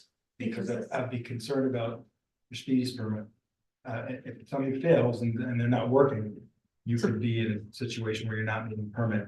So this is more of an emergency, is what I you're would, saying? yes. Okay. And there's a second one which works, but if that second one happens to fail while this one is out, then you have to bring in a remote unit and it's that would be very bad. expensive to do that. Now, I met with the company there this morning, the company that happened to be in Bedford. And they came over and they will be providing a quote to me by Wednesday, I believe. so why don't we wait till, We can, but ideally, we don't want to wait till the next town board meeting to make a decision, so maybe we can pass. Right. So we're sitting in our capacity as water district. yeah, but we're waiting, literally, it's Wednesday. We're in 48 hours, we're gonna get a bid on the $70,000 quote, which literally is 2 sentences. For $70,000. This is what the proposal was, and it was identified in October. So if it was identified in October, waiting 48 hours for hopefully a more local company Yeah, that maybe is a well- lot more competitive as opposed to our Right, good well- friends in Negley, Ohio. We're gonna wait for that. I'm gonna wait to see before we pull the trigger on this proposal. The question is, do we want to approve the lower of the two bids? You want There are approve many- expenditure of up to a certain Up amount. to a certain amount, maybe, yeah. And this is the same thing, where we can't get any kind of warranty as far as labor and materials here. This is not even what, I mean. A Well, $70,000, no, there's a $70,000 little, there's not anything about parts or what's gonna be put in for It's $70,000. two bearings. The two bearings. So basically, what they have to do is they have to bring in a lift to lift up the RBC unit. It's huge project. And then there's the old bearings, which are very old, they need to be pulled out, new bearing put in. And the shaft needs to be reseated in that bearing. You're explaining the work, except it's just, 65,000 and 49.95. That's Right. what it says here without indicating what does that get us? Right, so I'll work on that information and I requested that information from the person that I met with today. This is I did not meet with this person, Darlington Equipment. This was a proposal provided through DRI. But I can certainly request that they provide language on. Just an itemization, I mean, just Yeah. the amount of money, I mean, Yeah. No, that's a you fair- go buy a car, 50,000, there you go. Yeah. And this is an expense incurred by that taxing district. That is correct. And depending on the funds available, we may have just enough to cover this. It exceeds the budget for service and maintenance for the Mhm. wastewater side. Mhm. So we may have to do like an interfund transfer to. Do we have any recommendation referable to their work, this company? Yes, both from DRI from Delaware Engineering. Now Delaware Engineer recommended the second company that I met with today, who's doing the work in Bedford. And they have, like I said, they've done work in the past for the RVCs that are there. They did one, I think it was last year on the other unit. It was a minor How does repair. that, is that, so they gotta bring a crew in from Ohio to do this job? Apparently with this company, yes, he comes in from Ohio, whether he gets local people or not, but these are very old RVCs and not too many people can work on them. Is the The other outfit- company? They're from Goshen, New York. Yeah, so Orange a lot closer, yeah. And like I said, they're doing work in Bedford, so they seem pretty confident that they can do the job. They had two guys there today, taking a look and identifying the parts that are needed. So, and they've been recommended as well, so the Correct. Bedford company, so maybe we frame a resolution that will do it or contingent upon if it comes in lower from the other one, we'll do it at that one. Or like I'm saying, not to we can repeat. authorize the expenditure up to a certain amount. And that covers you Yeah. accepting a low proposal if you're satisfied that that particular proposal is detailed. And it should absolutely have warranty or shipping materials. My guess is those are the original bearings. Oh, yeah, 40 years ago. they look original, yeah. So, I mean, It's all ball bearings. I'd be comfortable. I'd be comfortable authorizing expenditure up to 65,000. And that way we're covered. Yeah, Do we want to add in case the shaft needs. the shaft needs this ceramic process? so that's fine. It's, why don't we do it up to $70,000? That's fair. And again, I actually have a third company I called. They haven't responded to me yet, but obviously I'm gonna look to get whoever is the least expensive. Well, I would prefer to go with local Yeah, New York people. and this is for, Over- and now I don't know what the outfit that was there today, I don't know what their estimate's gonna be, but their recommendation is replacing one bearing. They said the other bearing looks fine. But if that bearing goes bad, Well, we don't we'll be in the have to. same situation again. So Yeah, he's gonna just give me a what quote to say. based on one bearing being replaced. And a second quote based on both bearings. being And this is replaced. an all-in, including, so we don't have to pay anything additional besides this. This is an all-in number. Correct. So we could frame it such that we move. Andrea, do you want to do? I don't know where we are anymore because now he's saying that there's another company, so I. No, think I we're- said that from we're the beginning, the premature. get-go. There's another company There's that's, gonna be a third company. well, if they haven't responded yet, so think if we're- if they can get us a So quote. maybe we're ahead of ourselves then. We wait until they come in and we do it at the next board meeting. Or you could do the not to We exceed. can move that we Right. authorize the expenditure of up to $70,000 for the repair of the bearings for the Oak Ridge sewage wastewater treatment plant. Subject, Contingent upon securing two additional proposals. yeah. Well, at least. Not necessarily two, because I don't know if the other guy's gonna respond, but contingent on getting Securing at those least one secured- additional written proposal. Yes. Okay. That's fine. Securing one additional written proposal and the sales agreement Warranty language. to include warranty and do a review by attorney Right. and satisfactory review by our attorney. And satisfactory review by your consulting engineer, And who knows lots more about our fees than I do. Yeah. But yeah, I certainly will. okay. Thusly, Yeah, did you get all that? I think so, yeah. It's gonna have to play back the video. thusly Look motion. at it again. Okay. Yeah, this is an unfortunate, I mean, these units are old. We do have. We're gonna need to take a look at the wastewater side to see what upgrades and modernization we need to do. In talking to the outfit that was there this morning, they said that these things will, once you replace the bearings, they'll continue for another 4 years. From your mouth. Excellent. I know, right? So it's like we spend, $3 million to upgrade the plant, or we spend 60 to, which, then would be another significant burden on the district, or we spend, 65, 70.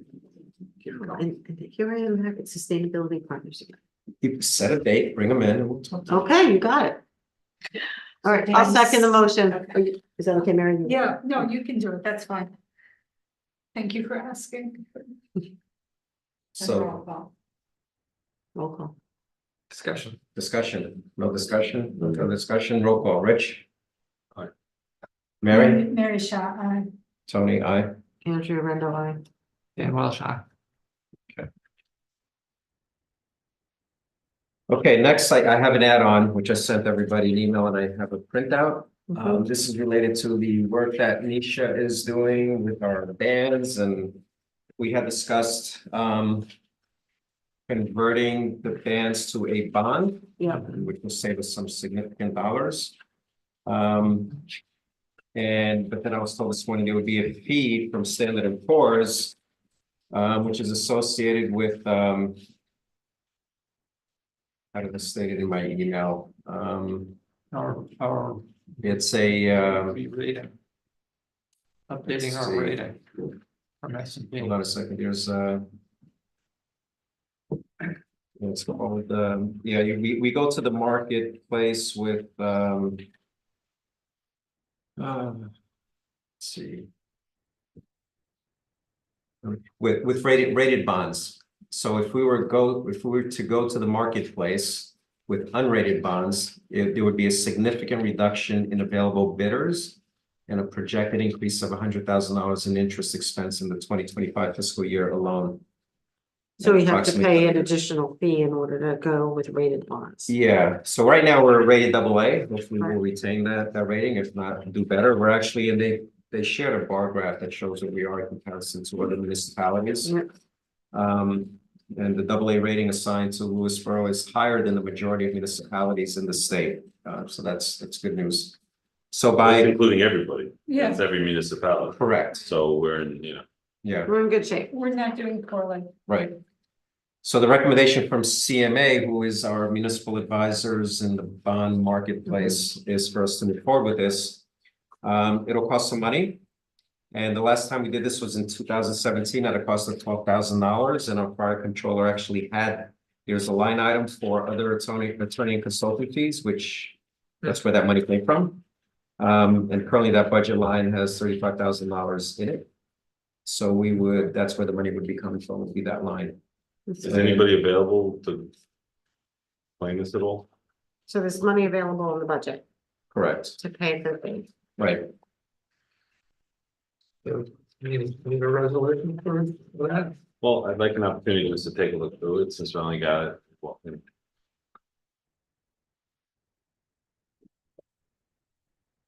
Yeah, this was, I received this at 2:20. I actually had a conversation with CMA this afternoon after Nisha brought this to my attention. We both had a conversation with them. And then they emailed this information at 2:25 PM, which I then forwarded to the And board. when is, so we have to do this before March 11th. That's what you're saying. I did, yes, correct.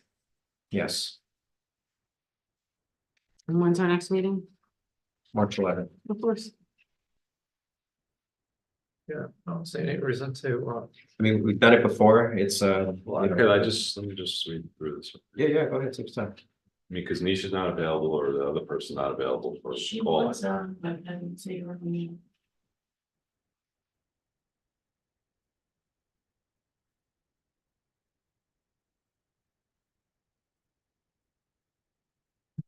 I mean, if you have any questions that I cannot answer or is not answered in this explanation, we can always, Well, that's why I'm just trying to read it because I just got it out to the meetings. yeah, we're not at 4 PM, but okay.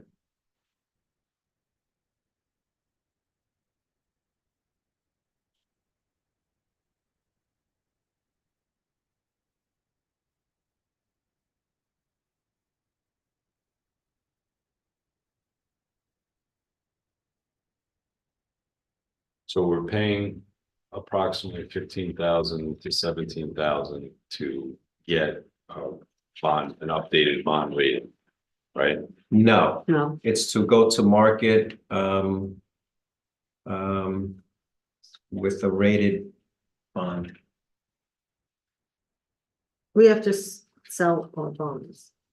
So in order, so the value of our bonds in the marketplace is greater if we go with rated bonds. In order to do that, you have to pay, like, lack of a better term, a surcharge on our AA rated Standard, bonds. standard course. So Right. the 15,000 to 17,000 cost allows us to To go to the market with load or rated put out in the bonds.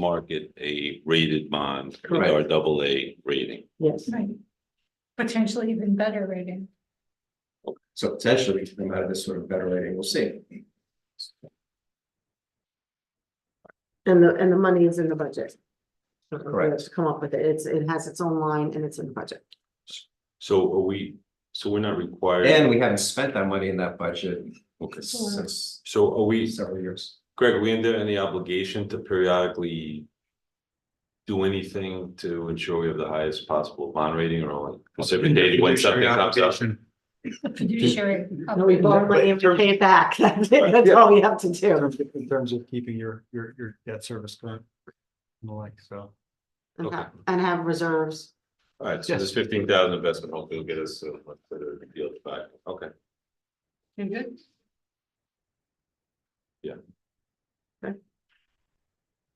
Okay, so Did- motion. Did Dan make the motion?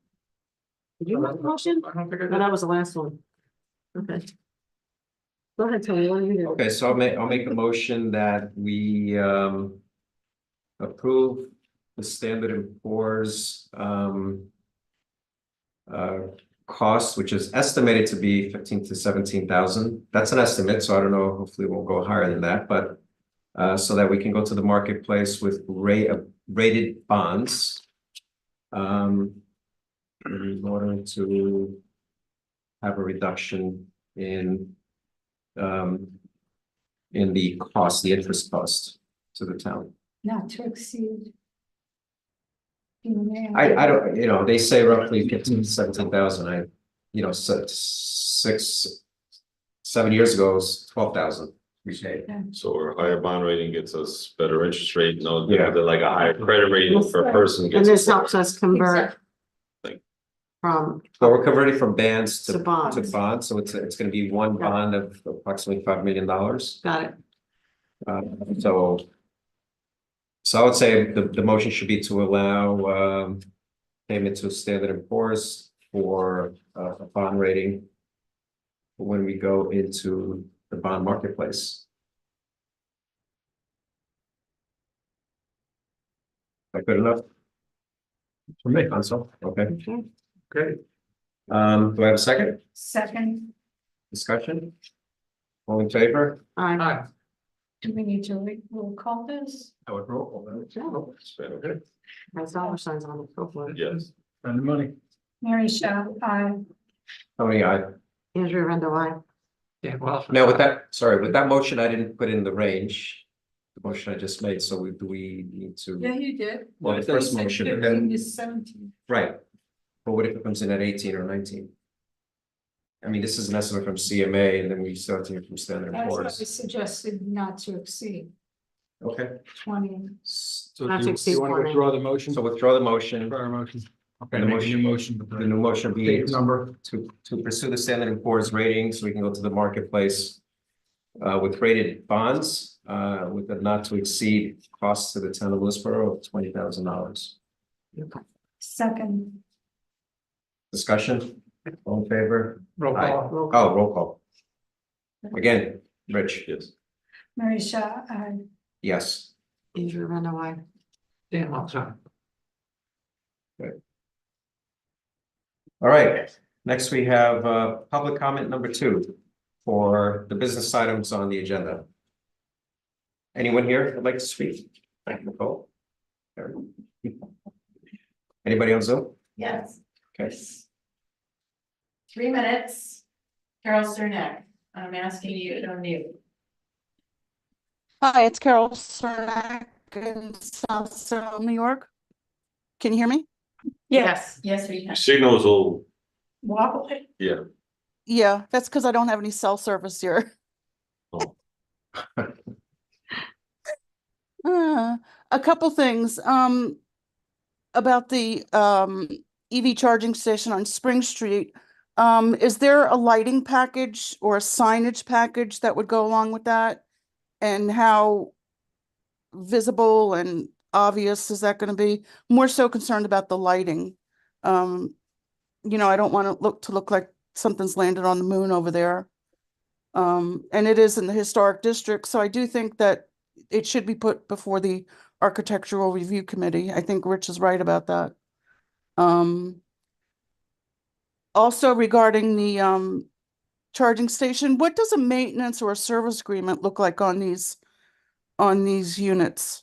Does anybody know? Like, how often do they have to be serviced? What's the cost of getting a technician out to do maintenance and a service agreement? I mean, it's probably if it's like a generator contract, you have to pay for the contract and then you have to pay travel time and $200 an hour for the mechanic to get out of here.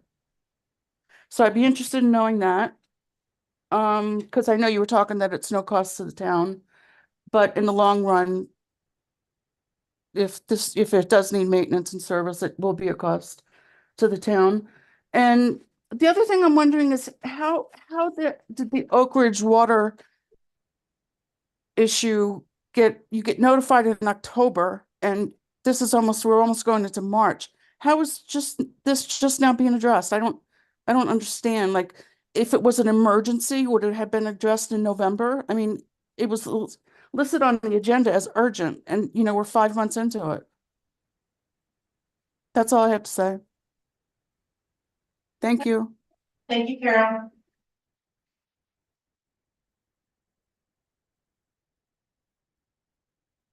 Barbara Mangione, I'm asking you to unmute. Can you hear me? Yes, we can.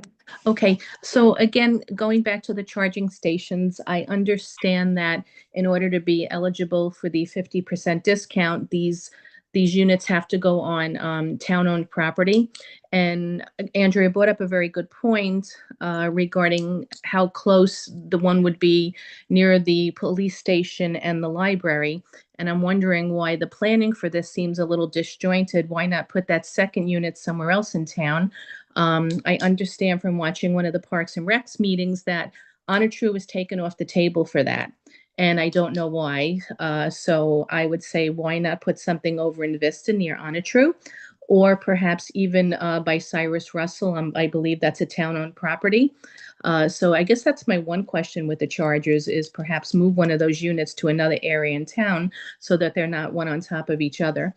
The other question I had in the library is, you know, you have 4 entities competing for those parking spaces, the post office, the library, the highway department, and the town hall. So I think the 6 spots there are going to cannibalize from the little bit of parking that you already have there. So if you do go ahead and put those charging stations in that area, you may have to do something with parking, either add some where some of the grassy area is, you know, line the area better so that cars know where to park instead of parking 4 feet from each other. And the other question I had or statement was, as part of the emergency committee, I was at the meeting last week. And of course, it always comes up to power outages in our town due to trees and limbs falling on wires and poles coming down. It's been an issue for as long as I've been up here, which is now 32 years. And since the tree ordinance still is kind of in limbo a little, and I know that from watching the CAC meetings, I think we need to revisit the one part of the tree ordinance that says that people can only take 3 trees down on their property in a year. And I did bring this up when the tree ordinance was being revised. I did say that other towns around us have more of a sliding scale where you can take more trees down based on the amount of property you have. And John Wolf did mention at several of the meetings that he would be open to that. But again, the town told him no, 3 trees per property, no matter how much acreage you had. So I think that needs to be revisited, because if people had a little more leeway into taking more trees down, then maybe that one tree that's, you know, overhanging the power lines may be in their purview and they'd be more amenable to taking it down. Thank you very much. Okay, thank you, Barbara. Martha Goodman, I'm asking you to unmute. Hi, Martha Goodman, Lewisboro, Hamlet. The presentation by the Town Park Playground group triggered my memory. And when the playground was first opened, I noticed in photographs the Gaga pit and the way it was surfaced. And I wrote to Parks and Rec and the town board in June, and Nicole wrote right back, which was great. My concern is that it's surfaced with crusher run, which is crushed stone and stone dust. Stone dust contains crystalline silica, which is regulated by OSHA. You shouldn't be breathing it. Children should not be playing in it. The engineer came back with a quick sort of retort that the material used at Town Park is simply crushed stone of a very small size. Stone dust is crushed stone of a very small size, and it's so small that you can breathe it in. It causes cancer. It's a danger to children with asthma and respiratory issues. Kids should not be playing in it. I have photographs of that pit with dust up on the sides. I haven't been there very recently, but after I wrote in September, I received no response. So that's curious to me and concerning. The schools had surfaced their Gaga pits in 2015, I believe, with the same thing. And after some back and forth, they changed the surfacing of their Gaga pits. But as a town, we still have not. So that's my 2 cents. This is a health issue and it's important. These are our kids. That's it. Thank you. All right, thank you, Martha. Simone Petromelis, I'm asking you to unmute. Hi, I just want to piggyback really quick on Carol. I don't understand why this is on as G, Oak Ridge wastewater plant urgent repair. And then we find out it was identified in October and we're going into the end of February and maybe a company is going to call you back, maybe not. It doesn't sound so urgent. But what I'd like to add to this very urgent matter is the word bacteria that was used. And it was used a few times by you, our town supervisor. And I have complained several times, and for fear of sounding like white noise, that my mother was hospitalized, and they said it was a bacteria that was in water. Not saying it's connected, but it sounds pretty suspicious. So I will be following this diligently. And I just like to say thank you for voting to pay for this, to fix it. Thank you for actually taking it on. But I do feel that it's a chasing of your tail over and over again instead of getting on top of it. So I'm hoping we can all do better. Thank you. Okay, thank you, Simone. Dean Travelino, I'm asking you to unmute. Hi, can you hear me? Yes. Well, first thing is for those that are afraid of running out of electricity in a power failure when they want to recharge, if you have a Tesla, there's a lot of room in the front where the engine used to be. Just leave a small Honda generator in there and you'll have no problems. What I want to talk about was just comments about the charging stations, particularly the ones talking about as few people have mentioned as bookends to the historic hamlet and the special character zone. And I probably will see lights out of both of them. I have there's two issues. One is general security, and the other one is the light pollution. And to go to the security first, maybe this is why the people didn't want it in Otter Farm in the end. I'm a little bit reticent. We've always been as a town reticent to invite strangers into the middle of residential areas.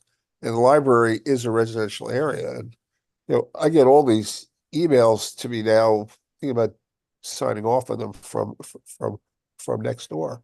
People always citing strange cars and what's going on and always worried. But identifying strangers in town is important for local people and for the police.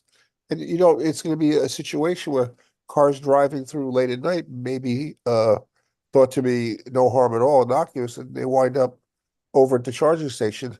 The vast majority of them, of course, could, but you don't know.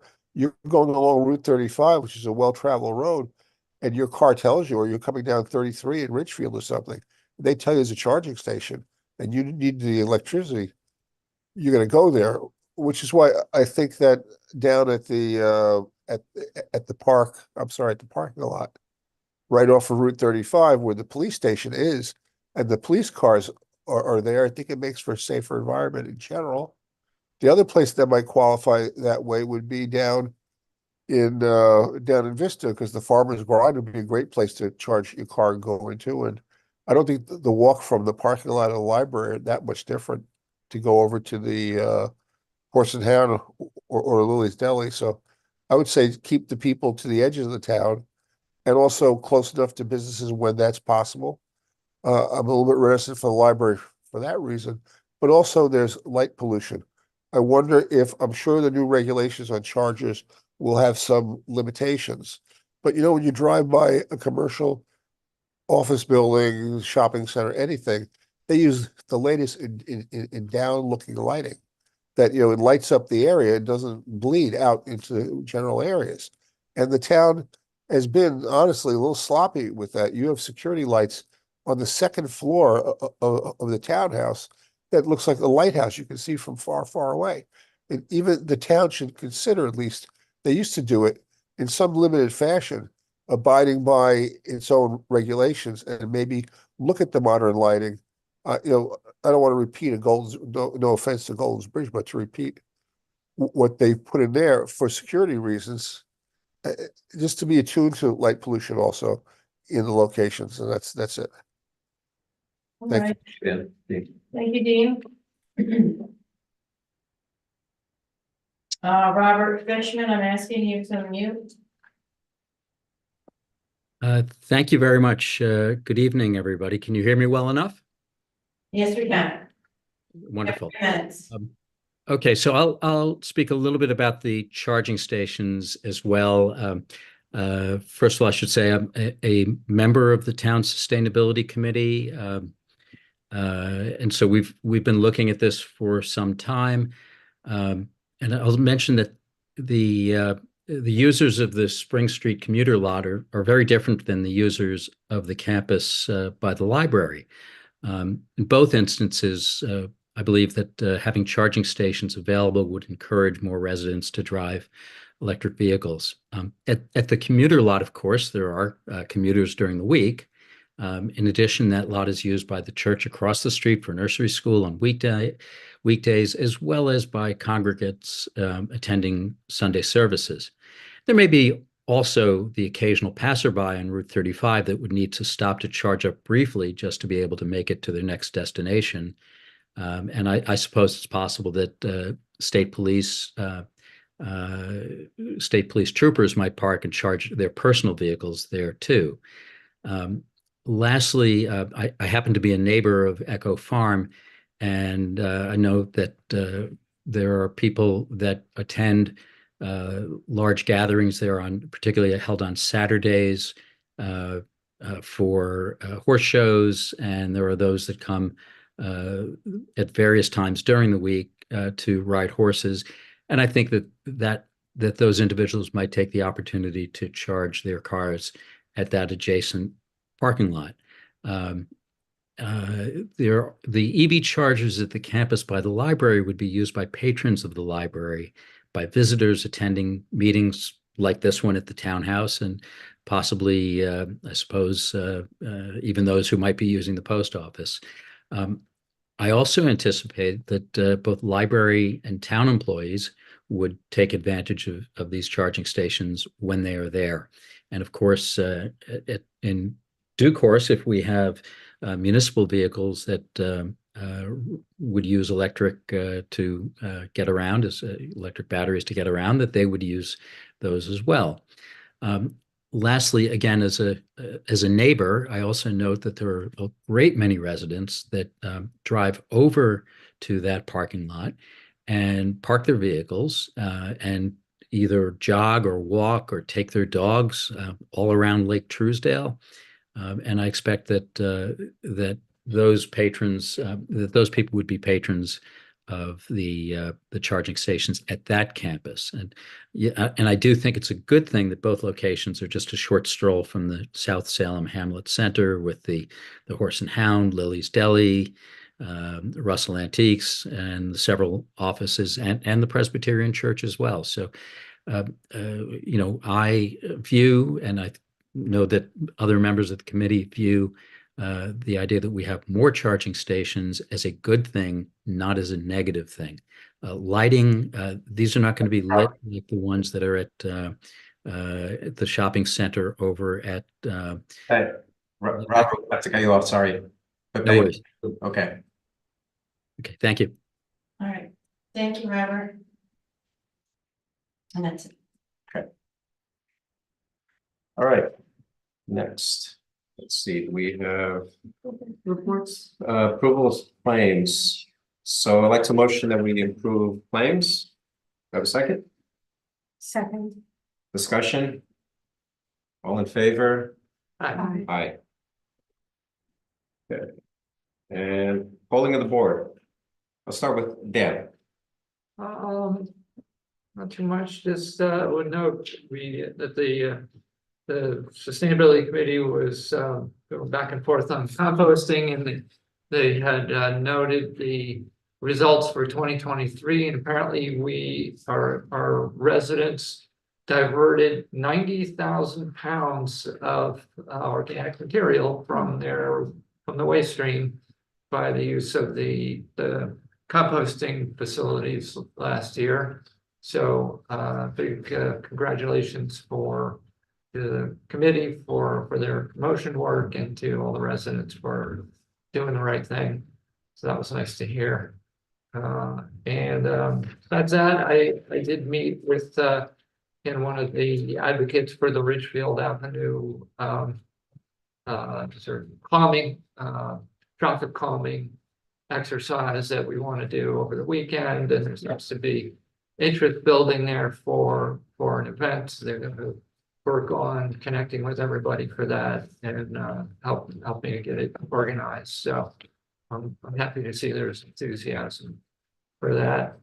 And I just note, on the chargers, these are not like the things that we see in Goldsbridge in the shopping center. These are the kind of charge point chargers that you see in some of the train stations. They don't really have much in the way of lighting, except just to light up the actual screen, so I don't think you'll find them too obnoxious on that count. That's all I got. Andrew. I like the idea of Cyrus Russell. That was a good one. I didn't think of that. I don't know why. Okay. Yeah, we actually just- proposed that initially, but Not bad. yeah. Anyway, just a reminder again, we talked about it earlier. The draft zoning code amendments for the master plan steering committee, their virtual office hours are going to be Monday, March 4th, 7:30 PM to 9:30 PM, and Friday, March 8th, 3 to 5 PM. You can find a flyer online. There's a QR code that you can scan. You can log in and make an appointment and be able to Zoom with our advisors and ask whatever questions that you may have and give your input. So. Okay. Mary. We had a great gathering of new residents on Sunday, sponsored by the Parks and Rec Department. Truly grateful for that. We had a full house and a lot of happy new residents. And thank you, Nicole, for hosting that with Michael. And the Horse and Hound also provided the food, so thanks to Sue Vales. And also thank you to Maureen Cole, the town historian, for the historic display of the history of Lewisboro from the very beginning. It was really an amazing thing. I'm really happy more people didn't turn on the air raid siren. That was a little too much, but it was all very interesting. A gentle reminder that on Saturday, March 2nd, the Lewisboro Library is hosting it from 11 AM to 1 PM. It's a Lewisboro Community Volunteer Fair. So if you're interested in lending a hand in the community, whether that is with the firefighters or LVAC, the Lewisboro Volunteer Ambulance Corps, various committees in the town, and various nonprofits in the community, please stop by. You don't have to stay for the whole time. There will be tables at the library and you can learn more about how you can lend a hand. We had a great emergency response committee meeting, as Barbara Mangione mentioned this past week. And it was the first time in over 4 years, and we had a wonderful presentation. Someone who used to work for New York City in emergency response looked at our plan and complimented on us on how well made it is. So thanks to Adam Oakes and Dan Murta and the other members of the committee for making that happen. And we're always looking for volunteers to help us with in case we have an emergency. So that's one of the things we'll be talking about. And NewYorkAlert.gov. Sign up for emergency notification for the town of Lewisboro. Thank you, Mary. Rich. Thanks. Just, I guess, a general point, I think that we've learned over the last few months when it comes to EV chargers and solar panels, we gotta just realize how important it is to reach out to all stakeholders in the community before we come forward and make determinations, which turn out to be more often than not recently on an expedited basis with an immediate time issue.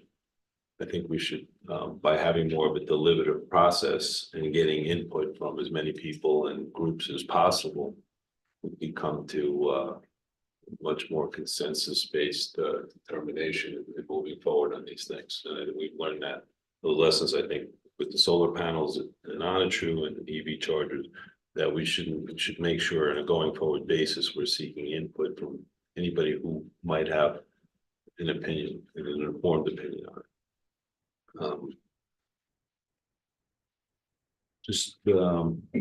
Barbara mentioned during her comments with the 3 trees. I think that the legislation with the exceptions that are there that are built into it, I think should provide opportunities to address our concerns on that. So she should take another look at that. I'm sure she'll take it initially. Thanks. Do you want to mention educational? Oh, yeah, we'll just talk about it. Okay. Yeah, thanks. Okay, thanks, Rich. Few things. So we had a coffee and conversation, myself, our county legislator, Erica Pierce, our state assembly member, Chris Burdick, on Saturday at the library. There was a decent turnout, so hopefully we'll do more of these in the future. It's always good to engage the public and hold Q&A. So that was a fun event. And then we had on Sunday, we honored 3 of our World War II veterans at the Horse and Hound. Saturday, sorry, I got confused with the new neighbor. Yeah. Sorry. That was on Saturday after the coffee and conversation. So I went from the library to the Horse and Hound, where we honored Wally Golan, Gene Tadaldi, and Quentin Nicastro. Quentin unfortunately couldn't make the lunch, but it was great to see the turnout of folks that were there to honor these heroes that served our country in World War II. A lot of great stories. On the Oak Ridge RBC thing, yes, it started filling in October. It took some time to analyze what was going on, and then a recommendation was made to bring this person in. He couldn't make it out here until January timeframe. But yeah, we're going to be working on it. And to answer Simone's bacteria question, I just want to clarify, this is on the wastewater side, right? So there is bacteria in the wastewater, and these RBCs actually promote bacteria growth to break down. Yeah, good bacteria to break down the stuff that comes into those holding tanks from in the wastewater. So, but if there is any issue on the water side, Simone, I am more than happy to come over, talk to you. I know we've been talking about this for about 2 years. I gave you information on a lab where water testing can be performed. And I've asked for this before. And if you have those test results, definitely share with the board. And we'll take a look at addressing your concerns there. Dean brought up a good point about the Vista Park and the chargers being located there. That was one of the first locations that we wanted to have these chargers installed. It's convenient to the farmer's bride and Copia. And we're going to revisit that. We have it was a practice decision not to install chargers at town parks. But we have the sustainability committee attending the next PrAC meeting to discuss the concerns that they had over those chargers. And also in terms of the lighting, there's actually an image, a picture in the agenda packet of what these chargers look like. There is no lighting with the exception of the screen that's on the charging unit itself. So I think the lights that are there in that parking lot are probably the brightest lights you're gonna see, much brighter than the charger units themselves. And in terms of it's proximity to the police station, the state police station. So hopefully we won't have any non-desirables, look to commit any crimes in the area. So hopefully that's not a concern, but we can always manage the time of charging, right? We can turn off, correct, Dan? We can turn off the chargers at a certain hour if we wanted to. We can, but that's clear, there is literally no chance that EV chargers are going to be attracting undesirables. That if people wanted to come and do things, they could do that anyway. The people, can come to those parking lots and hang out and do what they do. So I don't, the chargers themselves are not going to be that kind of an attraction. If you go to the other parking lots that have chargers in them late at night, find people hanging around them doing things, so. Right. I think that's not a concern. So hopefully we'll see what comes out of that PRAC meeting, and at this point I think we're going to be beyond the time limit that we have with the county to submit any further applications, but I'm sure there'll be other rounds of incentives that we can take advantage of in the future if we do decide to expand the use of chargers in Vista Park, for example, or Town Park. And yeah, the townhouse lighting, Dean, I'll take a look at that because I did notice that they're pretty bright.